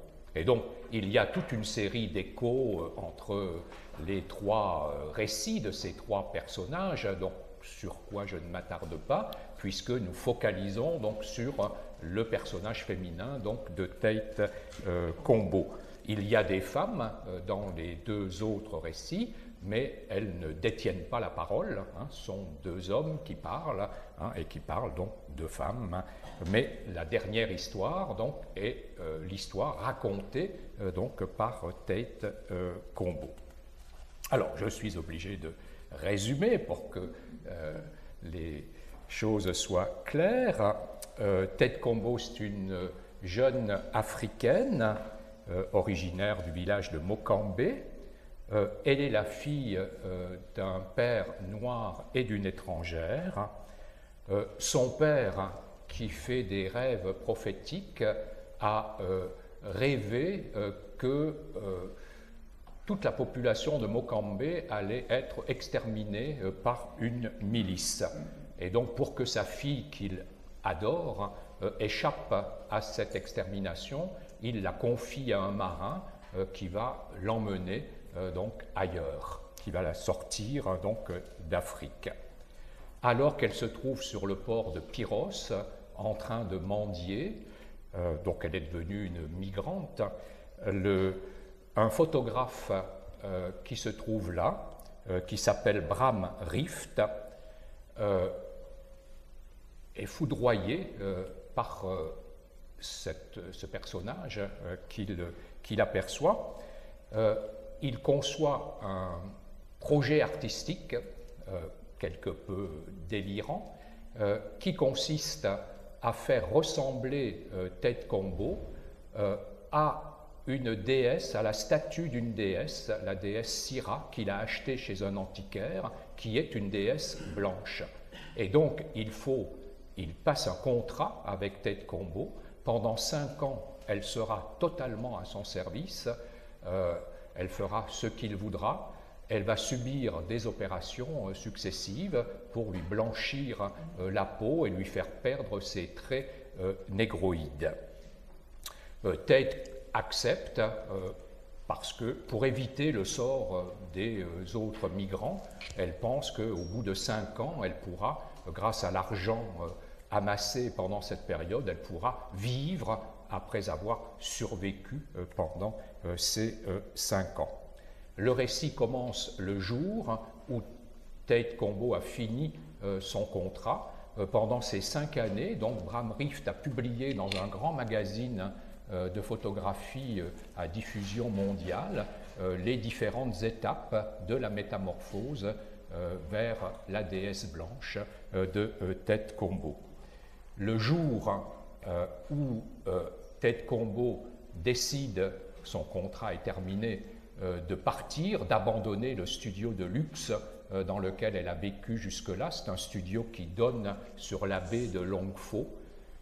Des avions percutent les tours du quartier d'affaires de Long Pho. Tout le monde fuit et Tate Combo donc fuit dans la masse des gens qui s'enfuient, on ne sait trop vers où, puisque dans le récit, toutes les tours d'affaires s'écroulent. Alors que Tate Combo se trouve dans le flux donc de ses habitants qui fuient, un gamin noir de 15 ans prend la main de Tate Combo et il lui propose de venir habiter avec lui à la périphérie de la ville, dans le quartier des Brumes. Le gamin lui dit s'appeler Johnny Combo, donc il porte le même nom qu'elle, et sa mère portait le même nom que Tate Combo. Donc, ce sont des personnages donc, qui portent le même nom. La mère du gamin vient de mourir dans l'une des tours, la Majestic Tower, l'une des tours de ce quartier d'affaires où elle travaillait. Et donc, le gamin se retrouve orphelin puisqu'il vivait seul avec sa mère. Et donc, Tate Combo se rend avec Johnny Combo dans le quartier des Brumes. Elle va payer donc la maison du gamin, que la mère n'est plus là pour payer. Donc elle vit avec lui. Elle est redevenue anonyme, personne ne la connaît dans ce quartier.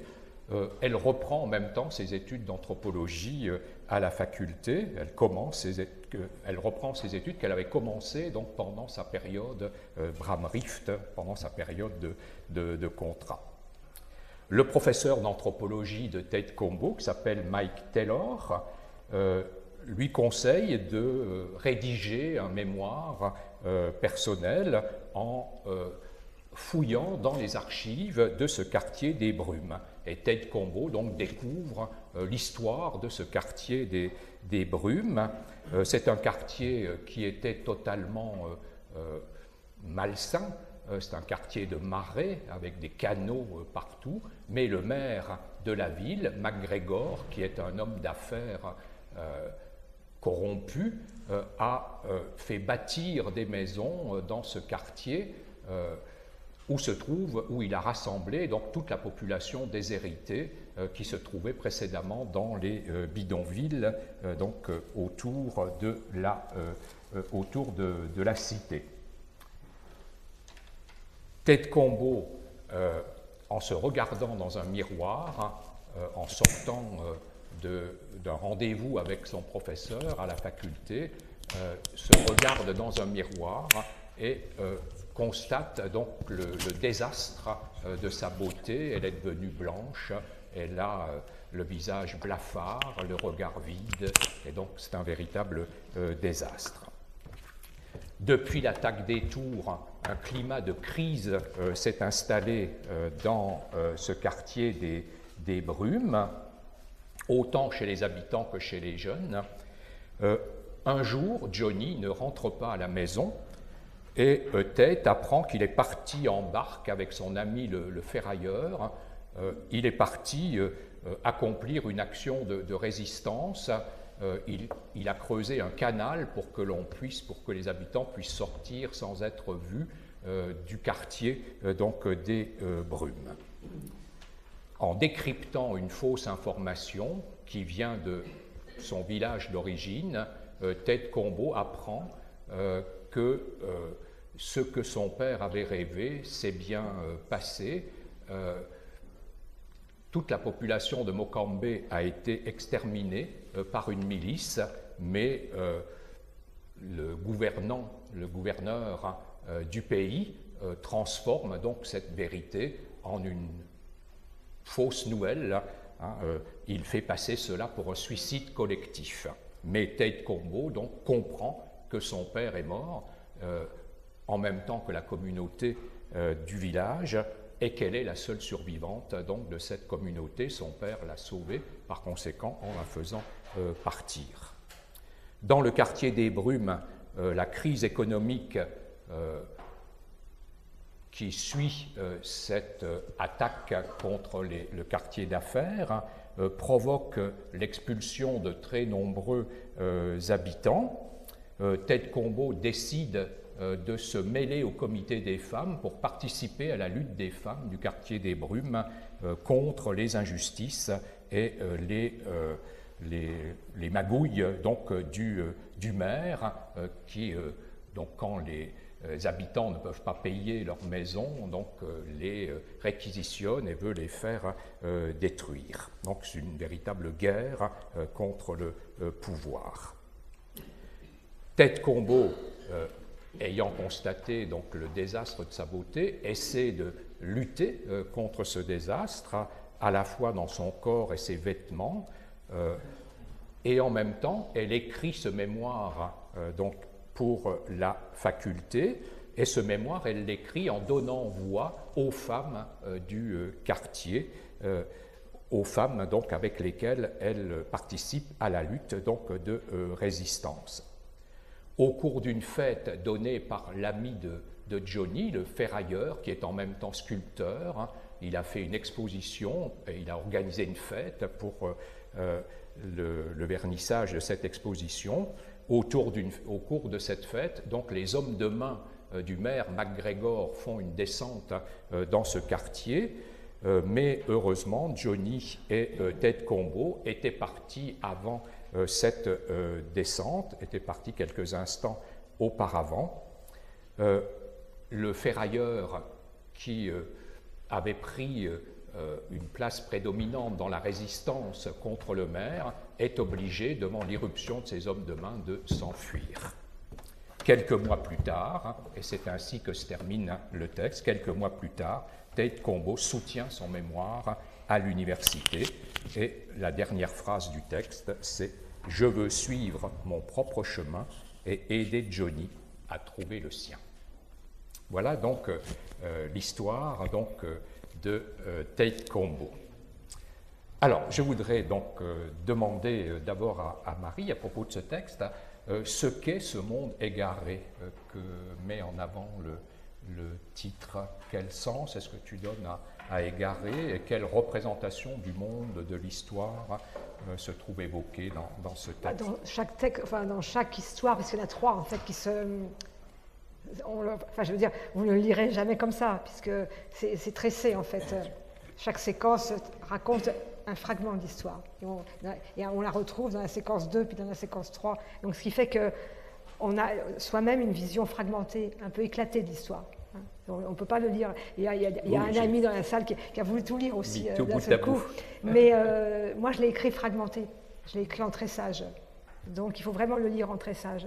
Parce que c'est autre chose, ça donne une autre lecture du texte, mais bon, c'est juste en même temps. Hein, mais en même temps, quand on l'a lu en tressage, on a envie de le relire en continu. Je trouve pas, mais bon, ça c'est le problème du lecteur.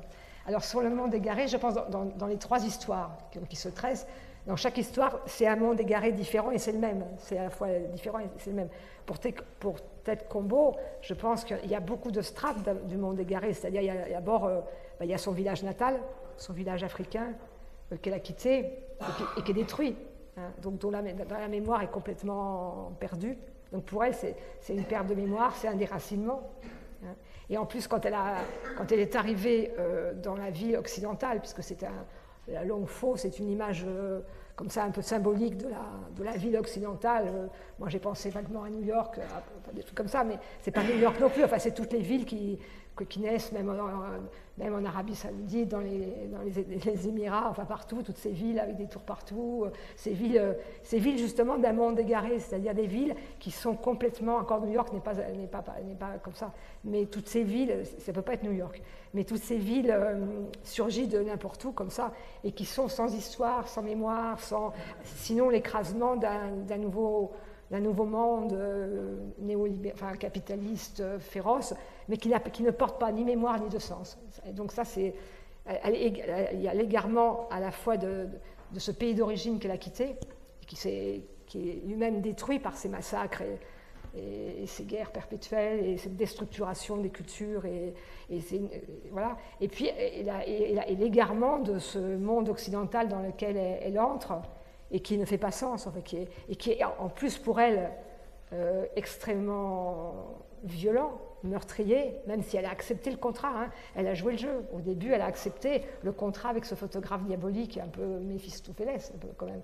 Et elle a accepté parce qu'elle ne voulait pas subir le sort des autres migrantes. Elle s'est dit, si je fais rien, eh ben, je vais être une migrante parmi les autres migrantes, une proie, une exploitée, rien du tout. Et donc, comme elle était la fille du chef, elle avait peut-être une image un peu légendaire d'elle-même, enfin un petit peu comme ça, idéalisée. Elle accepte ce contrat que moi je dis, mais faustien, quoi, avec ce photographe un peu diabolique. Et elle est complètement métamorphosée à travers des opérations comme ça, complètement sadiques. C'est pour Noir et Masque Blanc. Enfin, moi, j'avais lu bien avant, quand j'étais au Maroc, j'avais relu pour Noir et Masque Blanc, ça m'avait beaucoup troublé, beaucoup frappé. Je pense que c'est des réminiscences comme ça, et puis les nègres de jeunesse, c'est-à-dire ces peuples africains qui deviennent blancs. Vous voyez, qui deviennent blancs. Alors, elle devient blanche, vraiment, elle devient blanche. Mais de toute façon, les blancs ont fait des noirs des blancs. De toute façon. Enfin, les peuples dominants ont fait des peuples colonisés des blancs, enfin des faux blancs, enfin des blancs. Et elle vit ça, elle le vit dans son corps. Et donc quand l'histoire commence, elle a perdu à la fois sa mémoire, son corps. Elle a plus le corps d'avant. Elle a un corps complètement, un faux corps de blanche, quoi, même si elle est belle, etc. Et donc, elle a maintenant, alors en plus, elle a, dans ce monde-là, elle a à retrouver, et ça va être sa quête, elle va avoir à retrouver du sens. Mais alors, comme elle a échoué dans ce quartier des brumes, qui est le quartier de tous les déshérités, ils sont eux-mêmes en perte de mémoire, en perte d'identité. C'est intéressant, par exemple, elle va à l'église de la communauté, et il y a des chants, mais elle dit, ils ont perdu la mémoire comment dire, je ne me rappelle plus, je n'ai pas relu le texte, ils ont perdu la mémoire des chants. Ils chantent une espèce de musique qu'il y a à voir, et en même temps, c'est en perte de mémoire. Donc elle vit dans l'égarement, c'est cet égarement à la fois de la mémoire, à la fois identitaire, à la fois d'un monde dans lequel elle vit, mais qui fait plus sens, hein, avec ces tours qui se sont effondrées, ce quartier des brumes qui est devenu un quartier de misère effroyable, avec une oppression du maire, etc. Et comment dans ce monde-là, avec les autres, parce qu'en même temps c'est un livre, dans cette histoire-là, parce que les histoires d'hommes ne sont pas des livres de résistance de la même manière, mais comment va s'inventer une résistance. Et la résistance va s'inventer pas seulement politiquement, ça veut dire comment retrouver de la mémoire, ou réinventer de la mémoire. Alors elle va le faire à travers son mémoire, hein, quand elle va rencontrer d'autres femmes, et qu'elle va les faire parler, et elle va tisser des mémoires. Elle va réinventer du sens par ce petit garçon qui est venu vers elle, qui porte le même nom qu'elle. Enfin, tous les deux sont égarés parce qu'on ne sait pas qui est Tête Combo. Elle découvre que Tête Combo, elle dit « je croyais que Tête Combo était unique ». Puis elle découvre que dans le quartier des Brumes, il y a plein de Tête Combo. C'est un nom finalement assez répandu. Donc elle découvre aussi comment devenir Tête Combo. Une fois que justement, elle ne veut plus être celle que le photographe a fait d'elle, avec ce corps blanc. Et alors il y a tout un... Ce corps aussi, elle est égarée dans son propre corps. Hein. Elle est égarée dans... Et c'est pour ça que, c'est bien poser la question sur le monde égaré. Voilà. Bon, je ne sais pas si j'ai tout répondu, parce que à mon avis, c'est plus complexe encore. Mais...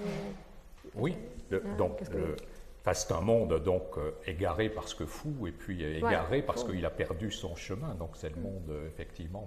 Et même la question du divin, par exemple, l'église dans le quartier des pauvres, l'église elle-même est en voie d'égarement. Mais les gens du quartier, ils vont quand même. Ils inventent des chants qui sont sans rapport à elle. Ils inventent une musique pour quand même créer du sacré, créer du lien spirituel dans ce monde, même en crise spirituelle. Donc c'est aussi un égarement presque philosophique, métaphysique. Et même quand elle va aux archives, le prof lui a dit « va aux archives pour consulter les archives ». Là aussi c'est égaré, parce que là, celle qui tient les archives, la conservatrice, elle lui dit « vous savez, il faudra lire entre les lignes et dans les blancs, parce que les 3/4 des archives, quand même, elles ne sont pas complètes ». Elles ne sont pas complètes, elles ont été à moitié effacées. Donc là aussi, même quand elle cherche une quête historique, elle se trouve devant un égarement, un blanc. Et c'est avec tout ça qu'il faut... Mais ce n'est pas un livre de découragement. C'est comment inventer, dans un monde comme ça, des fragments de reconstruire un sens, reconstruire un combat, reconstruire des amitiés, reconstruire des liens. Et elle, avec ce petit garçon, comment aussi elle va essayer de ce petit garçon qui est tombé comme ça... comment, petit à petit, elle va créer un lien à lui, parce que ce n'est pas simple au début. Il a fui, il s'en va, et puis elle ne sait pas quoi faire de lui. Enfin, et puis à la fin, au contraire, elle dit « je vais l'aider, je vais l'accompagner ». Donc, comme tu le dis, donc c'est le monde, c'est la mondialisation du monde dans tout ça. Moi, je ne le dis pas, mais c'est évident. Puisque c'était une émigrée, il y a le massacre en Afrique. Donc tu passes toujours par le détour. Hein. Enfin, ici, en tout cas, il n'y a que dans Diego où là, on avait les lieux réels, alors que là, c'est New York, mais New York devient je ne sais pas, moi, je pense même pas à New York. Alors tous les gratte-ciel y passent, c'est plus seulement deux. Et donc, les femmes sont les victimes par excellence de cette mondialisation. Dans ce quartier, oui, donc elles se regroupent.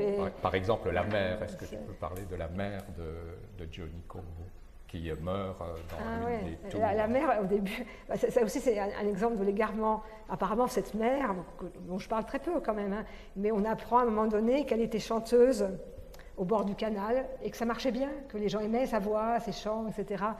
Et puis quand le maire a fait miroiter à toutes ces populations déshéritées qu'il fallait acheter une maison qu'il allait faire construire dans le Marais, une maison moderne, et puis aller travailler dans les tours, je ne sais pas comme quoi, femme de ménage, n'importe quoi, elle abandonne ce métier qui était finalement un métier qui avait du sens, hein, qui était son métier artistique quand même de chanter, hein, même si, et elle abandonne pour aller dans les tours où elle mourra, dans lesquelles elle mourra, et puis dans cette maison sans âme, elle aussi c'est une maison qui n'est pas habitée par rien, quoi, je veux dire, ces maisons conformes.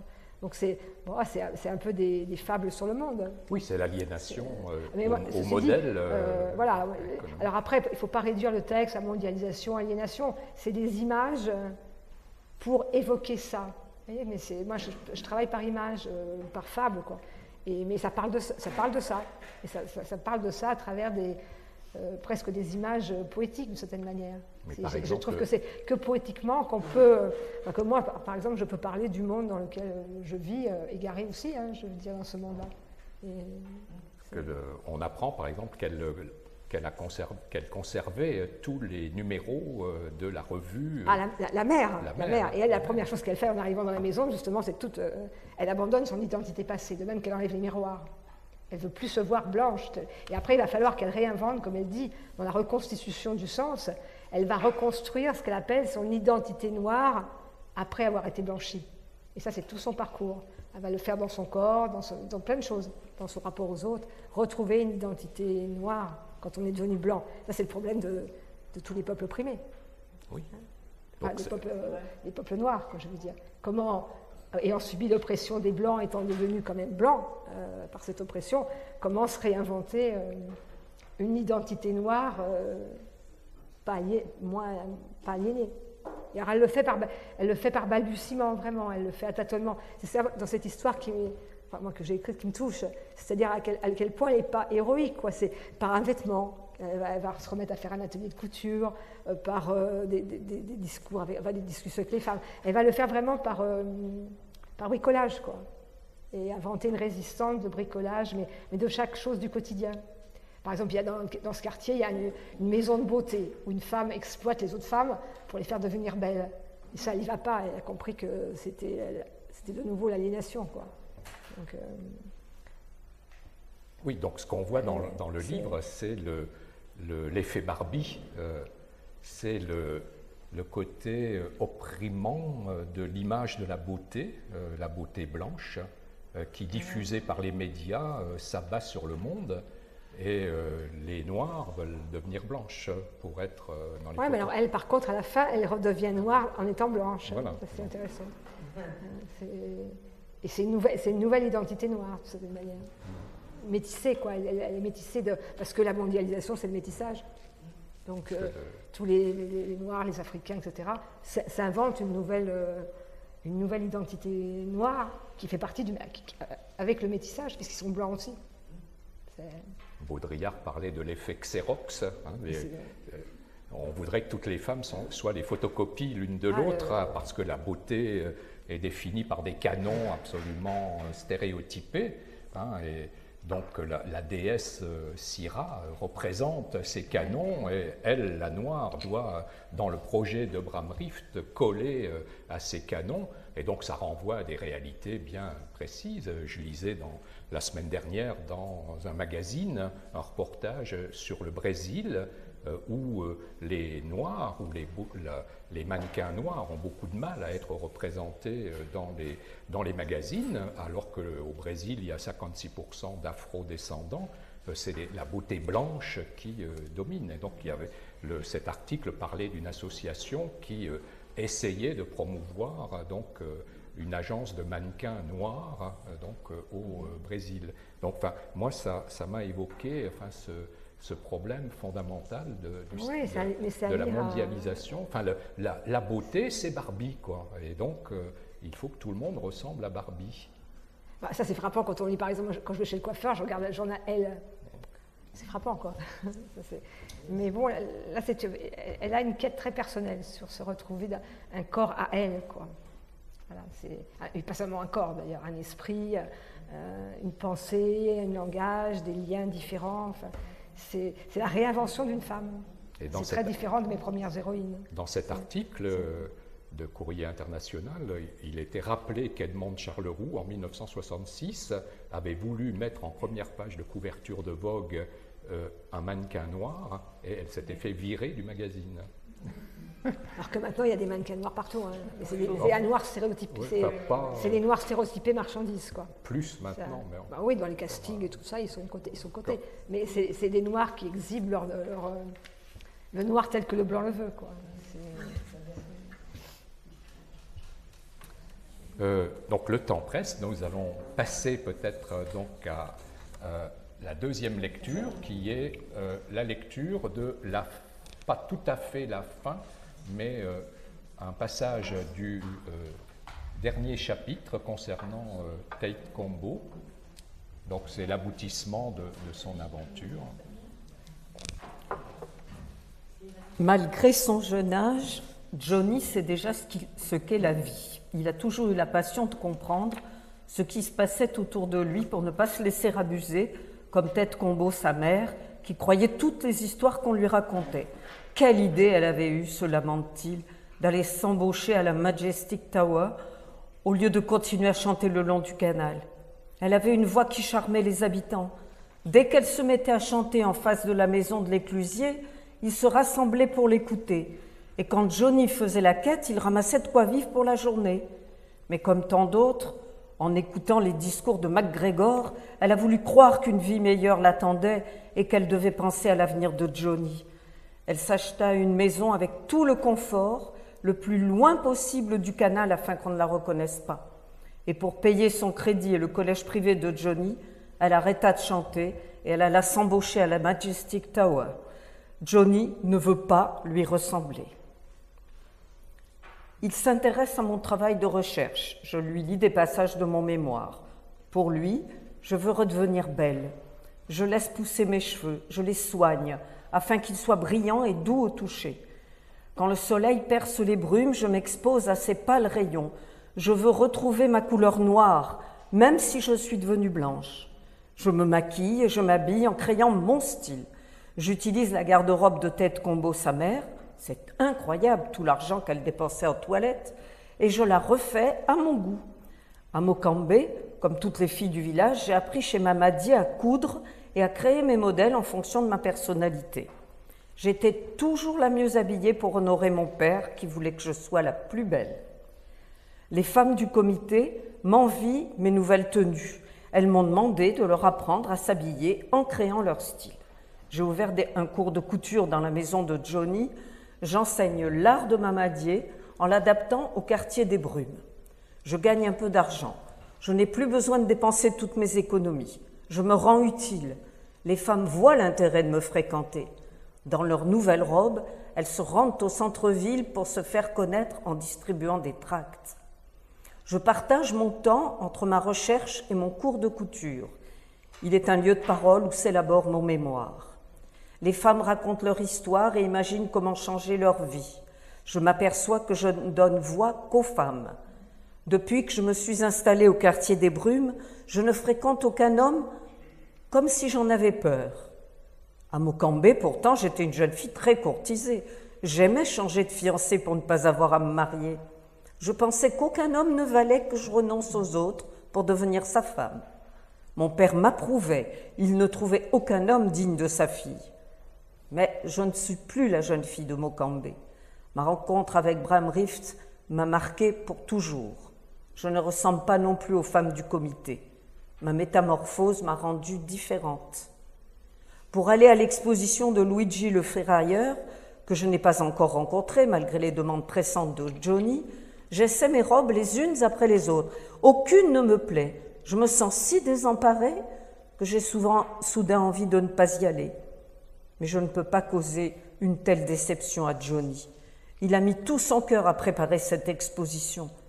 J'enfile un blue jean et une tunique à la mode de Mokambé avec des sandales en toile.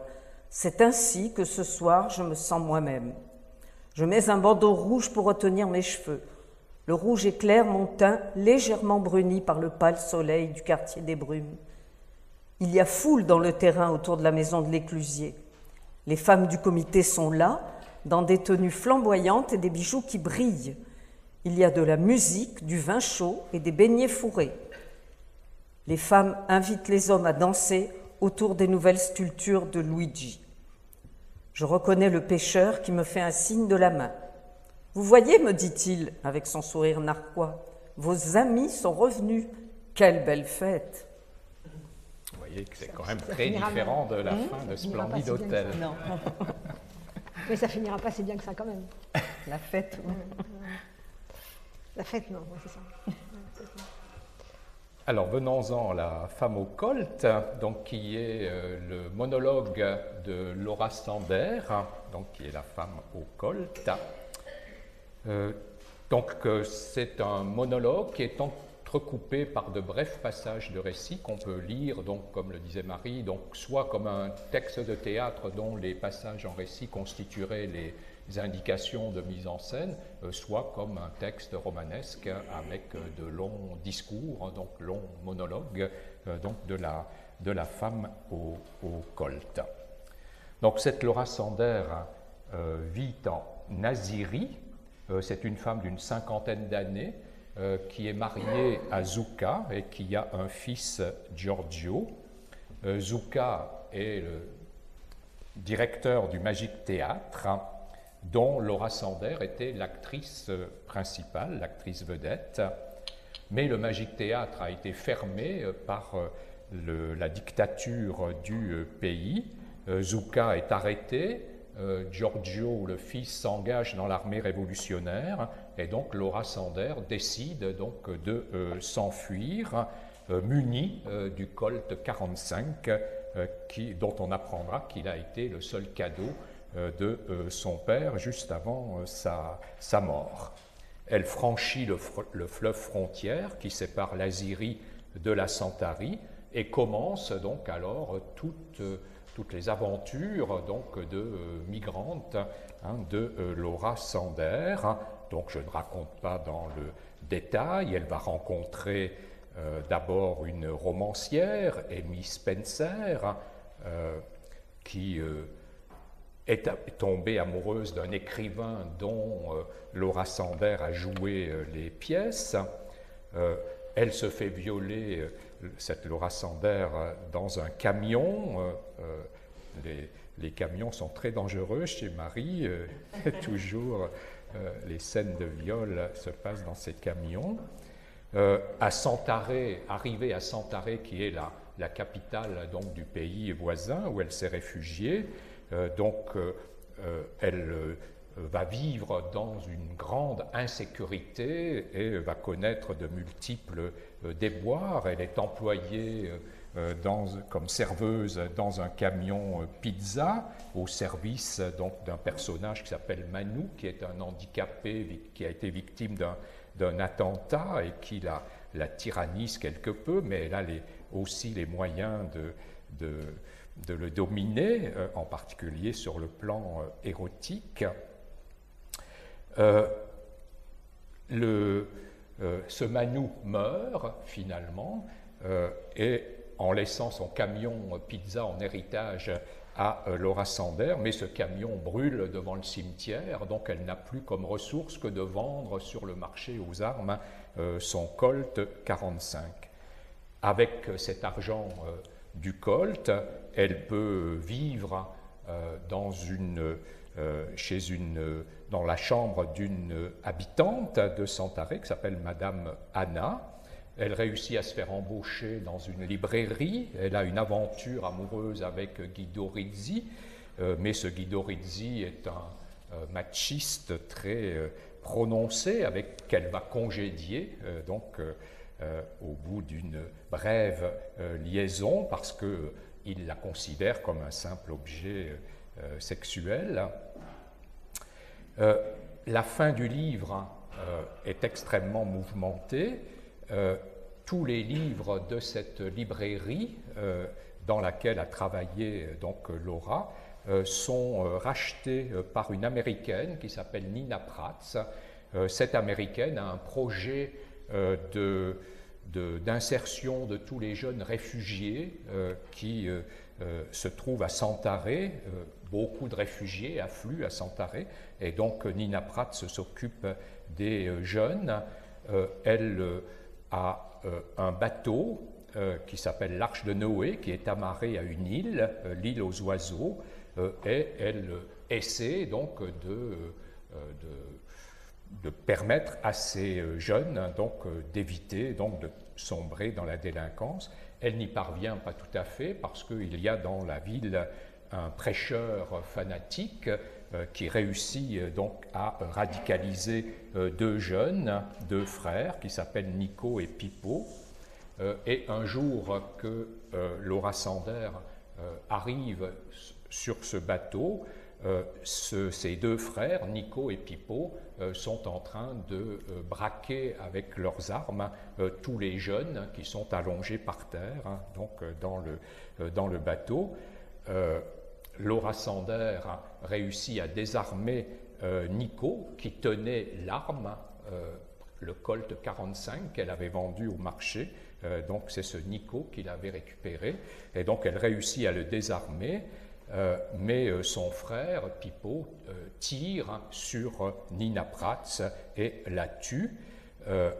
Laura Sander, à qui son père avait non seulement donné son arme, mais appris à tirer, donc tue les deux frères, Nico et Pipo, et elle jette son arme dans le fleuve.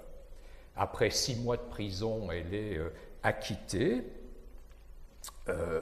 Le mari de Nina Prats lui propose de prendre la succession de sa femme assassinée au service donc de ces jeunes réfugiés.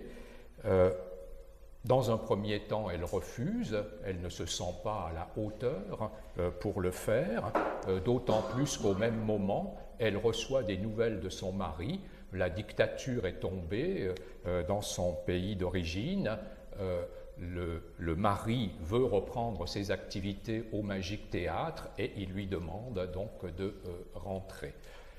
Dans un premier temps, donc, elle se rend à l'aéroport pour rentrer et brusquement se passe le revirement de Laura Sander qui décide, parce qu'elle se rend compte que rentrer serait se trahir soi-même, elle décide donc de rester et de prendre la succession de Nina Prats donc au service de ces réfugiés. Donc c'est un roman où il se passe vraiment beaucoup de choses. Mais par petites touches. Par petites touches, oui. Ouais, c'est-à-dire que ça me trouve toujours, mais c'est toujours, quand on résume, mais c'est peut-être nécessaire pour les présenter, hein, mais quand on résume ce que j'écris, parce que comme tout est comme dans l'écriture, j'écris tout tellement ou par suggestion, ou par fragment, ou par petites touches, et puis l'histoire, elle est là, bien sûr, puisque tu la trouves, donc tu peux la raconter, mais elle est là de manière beaucoup plus volatile, beaucoup plus... comme ça, et ça fait étrange, quoi. Mais c'est l'histoire. Mais c'est bourré de détails. Enfin, moi, j'ai lu les textes pour préparer cette conférence. J'ai dû les lire 4 ou 5 fois. Et à chaque fois, je redécouvre des détails qui m'avaient échappé. Il y a vraiment beaucoup de détails. C'est sûr. Donc, il y a un premier niveau de lecture dans La femme au col, qui est la fable sur l'exil. Tu renoues d'ailleurs étroitement avec Diego, paru en 2005. Tu étais très en avance avec ces histoires de migration, parce qu'en 2005, on ne s'en occupait pas tellement. Ouais, mais moi, à l'époque, je vivais au Maroc. Et au Maroc, c'était quotidien quoi, de voir tous ces migrants d'Afrique. À Rabat, on allait à la gare, il y avait les Africains qui étaient là, on allait à Tanger, ils étaient là en masse, etc. Donc même si je les voyais tout le temps, c'était là, quoi. Donc ça m'avait... ces images-là m'avaient frappé, tu vois. Oui, donc c'est une fable sur l'exil, avec toujours le même détour, c'est-à-dire que ce n'est pas la réalité, bon, les pays n'existent pas, etc., mais le lecteur arrive facilement à remettre des faits réels, de l'histoire réelle derrière tout cela, et donc tout ce que l'on trouve dans ce texte sont toutes les violences faites aux migrants, et en particulier, naturellement, aux femmes, qui sont des proies encore beaucoup plus beaucoup plus offerte à toutes les violences dans ces migrations. Mais ce qui frappe, c'est, comme chez Nicole Caligaris, dont j'avais analysé les Samothraces, c'est cette obstination qu'il y a chez ces migrants, et en particulier chez Laura Sander, qui immédiatement résistent, quoi. Rien ne peut arriver qui les abatte, quoi. Oui, mais ce qu'il y a, c'est qu'avant, elle était actrice, un peu star dans son Magique Théâtre. Donc elle est nourrie du théâtre. Et ce que je pense qui fait sa force de résistance, c'est dans le récit qu'elle en donne, parce qu'en fait, finalement, elle en fait le récit. Elle s'invente son propre théâtre, c'est-à-dire elle théâtralise son parcours initiatique de violence, d'agression, puisqu'elle est une proie, etc. Et en le théâtralisant et en le racontant, elle dit d'ailleurs elle-même quand elle est au camion pizza qu'elle est comme elle joue le rôle de la serveuse des camions pizza, mais en théâtralisant et en racontant comme ça, comme une actrice finalement, ce rôle cette vie qu'elle vit, je pense qu'elle prend que ça décale, quoi. Oui. Et c'est sa forme de résistance aussi que d'inventer par la parole ça, je pense. Oui, c'est sa force, quoi. Et d'ailleurs, le seul moment où ça ne se passe pas, c'est quand elle retourne au bateau et qu'il y a l'attentat. Et elle dit, c'est pas un jeu de rôle, c'est une scène réelle. Parce que là, effectivement, vraiment. Mais il y a tout le temps le jeu, la théâtralisation, quoi, oui. qui distancie. Ce qui fait qu'elle peut être à la fois violée, faire le récit du viol, et en même temps le raconter d'une manière très troublante, parce qu'avec un décalage, quoi, tout le temps. Oui. Elle traverse, c'est un voyage initiatique, en fait. Hein. Elle traverse toutes ces épreuves pour se conquérir elle-même à travers ces épreuves. Alors, la sexualité joue un rôle extrêmement important parce qu'elle est un des lieux où s'exprime la violence. Oui. Et puis comme en plus le Colt est d'un des personnages, parce que moi je l'appelle, c'est pas simplement par parodie, quoi. Je l'appelle la femme au Colt 45, c'est comme l'héritage du père. Et quand même, c'est lié à une scène traumatique originelle où elle voyait le père avec le Colt 45 sadiser la mère et la violer, quoi. Et donc cette scène traumatique qu'elle avait probablement enfouie, quoi, revient avec ce Colt 45 qu'elle se réapproprie dans son exil. Et elle revit à travers les hommes qu'elle rencontre, elle revit toute la violence que les hommes exercent. Et elle croit s'en protéger avec le Colt, et elle s'aperçoit que le Colt est... En même temps, en ayant le Colt, elle fait elle-même partie de cette violence sexuelle, finalement. Et c'est pour ça qu'une première fois, elle le vend. Après, elle le retrouve et définitivement, elle le met au fond du fleuve. Elle se libère de ce poids phallique, meurtrier, érotique, avec un érotisme, mais un érotisme qui fait partie du jeu machiste. Et d'ailleurs, elle le parodie dans une scène que moi j'aime bien. C'est la scène où elle est dans le camion pizza, dans le camping, où elle dort la nuit, et elle fait une scène de striptease parodique très violente avec son Colt. Comme une actrice de théâtre, il y a tous les camionneurs, là, des camions frigorifiques qui la battent comme ça, et elle fait le striptease devant eux avec le Colt. Et elle se moque d'eux, mais ils savent qu'ils ne peuvent rien faire, parce qu'avec le Colt, elle peut tirer. Et là, de manière très parodique, elle se libère finalement de l'emprise que les hommes ont sur les femmes, et elle leur joue une scène de striptease tout en les frustrant, quoi. Et je pense qu'elle fait son parcours, enfin c'est vraiment le parcours d'une femme se libérant du poids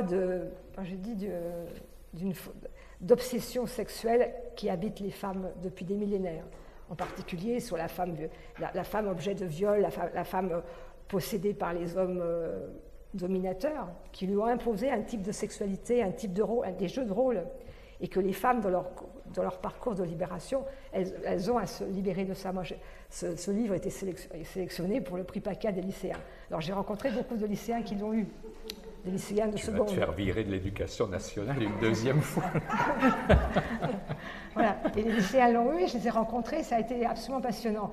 Mais c'est la scène du viol dans le camion qui les interpellait le plus, d'autant plus que j'ai franchi encore un seuil, puisque quand elle est violée par le chauffeur de camion, qui lui a pris le Colt, hein, et qui fait comme le père, quoi, il rigole avec le Colt, et il a un truc.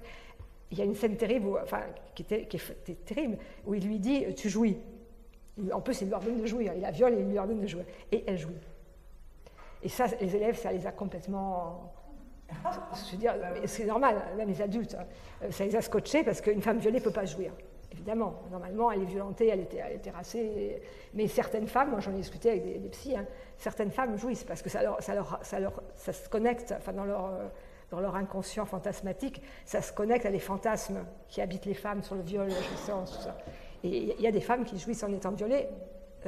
Et c'est d'autant plus terrible qu'après elles soient d'autant plus coupables, évidemment, hein, de jouir de ce que le bourreau vous inflige. Et ça, c'est quelque chose, à mon avis, une des pires choses dans l'oppression, qu'on peut jouir de ce que le bourreau vous inspire. Hein, je veux dire, c'est toute la thématique du théâtre de Genet, par exemple. Hein, et de Genet lui-même se libérant des jouissances que lui imposaient tous ces mecs caïds dans les prisons, etc. Et les minos dans les prisons jouissaient que les caïds les sadisent, les violentent, etc. Et quand on se libère, il faut aussi libérer se libérer de ces fantasmes sexuels qui sont peut-être les plus enracinés, les plus terribles chez les opprimés, et elle chez Laura Sonder. Hein. Et c'est là que ça chope Genet a très bien. Genet ayant vécu ça dans sa chair, dans son expérience d'homosexuel attiré par tous ces mecs au phallus qui le traitaient comme un... Ayant vraiment vécu ça, a très bien décrit cette... et comme j'ai beaucoup fréquenté Genet dans la lecture, quoi, et que probablement moi-même j'étais habitée par certaines images, je l'ai écrit dans Laura Sonder. Et ça a fait des discussions très passionnantes avec les jeunes, quoi, sur cette question de l'aliénation et l'aliénation dans le fantasme érotique. Et c'est là peut-être le noyau le plus fort, parce que c'est le noyau indicible. C'est ce dont on ne parle pas. Donc, voilà. Oui, donc ça c'est le premier niveau, hein, le niveau de l'histoire d'une migrante, et puis c'est un parcours d'initiation, d'émancipation, de libération, qu'on peut percevoir, enfin, la distance en comparant le début et la fin de l'histoire. Ah oui, bien sûr. À la fin, elle a jeté le code de toute façon, et elle veut inventer, elle dit je veux être Laura Sonder, mais sans le code. Comment exister en étant délivrée du poids de cet héritage-là. C'est pour ça que du début à la fin, je poursuis ma quête, quoi. Je veux dire, de travailler l'émancipation de cette manière. Et on retrouve, comme dans Tête Combo, on retrouve l'engagement de l'individu dans le collectif. Oui, à la fin avec l'Arche de Noé, tout ça. Et en même temps, enfin, le passage à l'état nouveau n'est pas une rupture complète avec le passé, puisqu'elle dit que son mari, etc., elle l'invitera. C'est pas une rupture. Voilà. C'est pas parce qu'elle s'est libérée qu'elle a rompu, mais elle vit autre chose, ailleurs, avec d'autres gens. Mais c'est pas une table rase, quoi. Non, c'est pas une table rase, c'est un recommencement. Il y a des repères qui restent. Qui restent, absolument. Voilà. Bon, on va peut-être écouter le dernier texte, qui est la fin.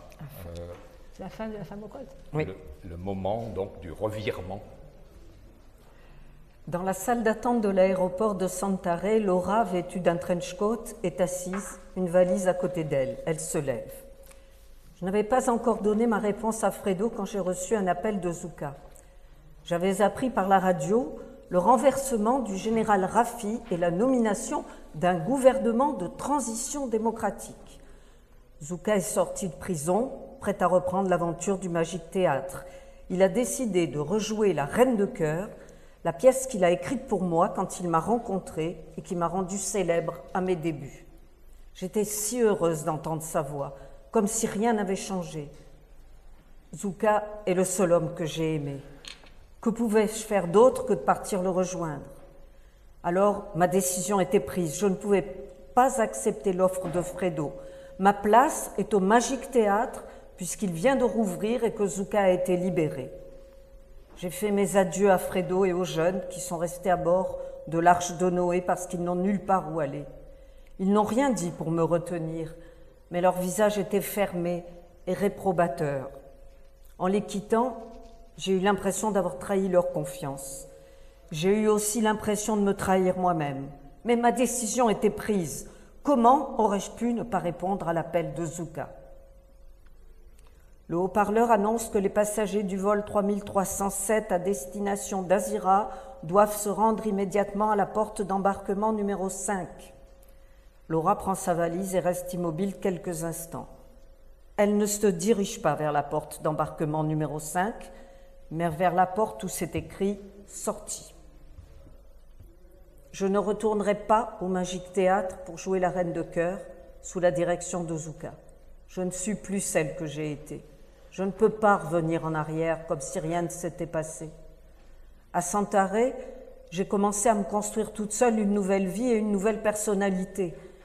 Les jeunes de l'Arche de Noé ont besoin de moi, et Fredo aussi, qui m'a demandé de succéder à Nina.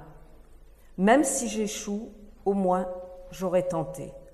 Sans moi pour en prendre la direction, le théâtre dont Nina a rêvé n'ouvrira jamais ses portes.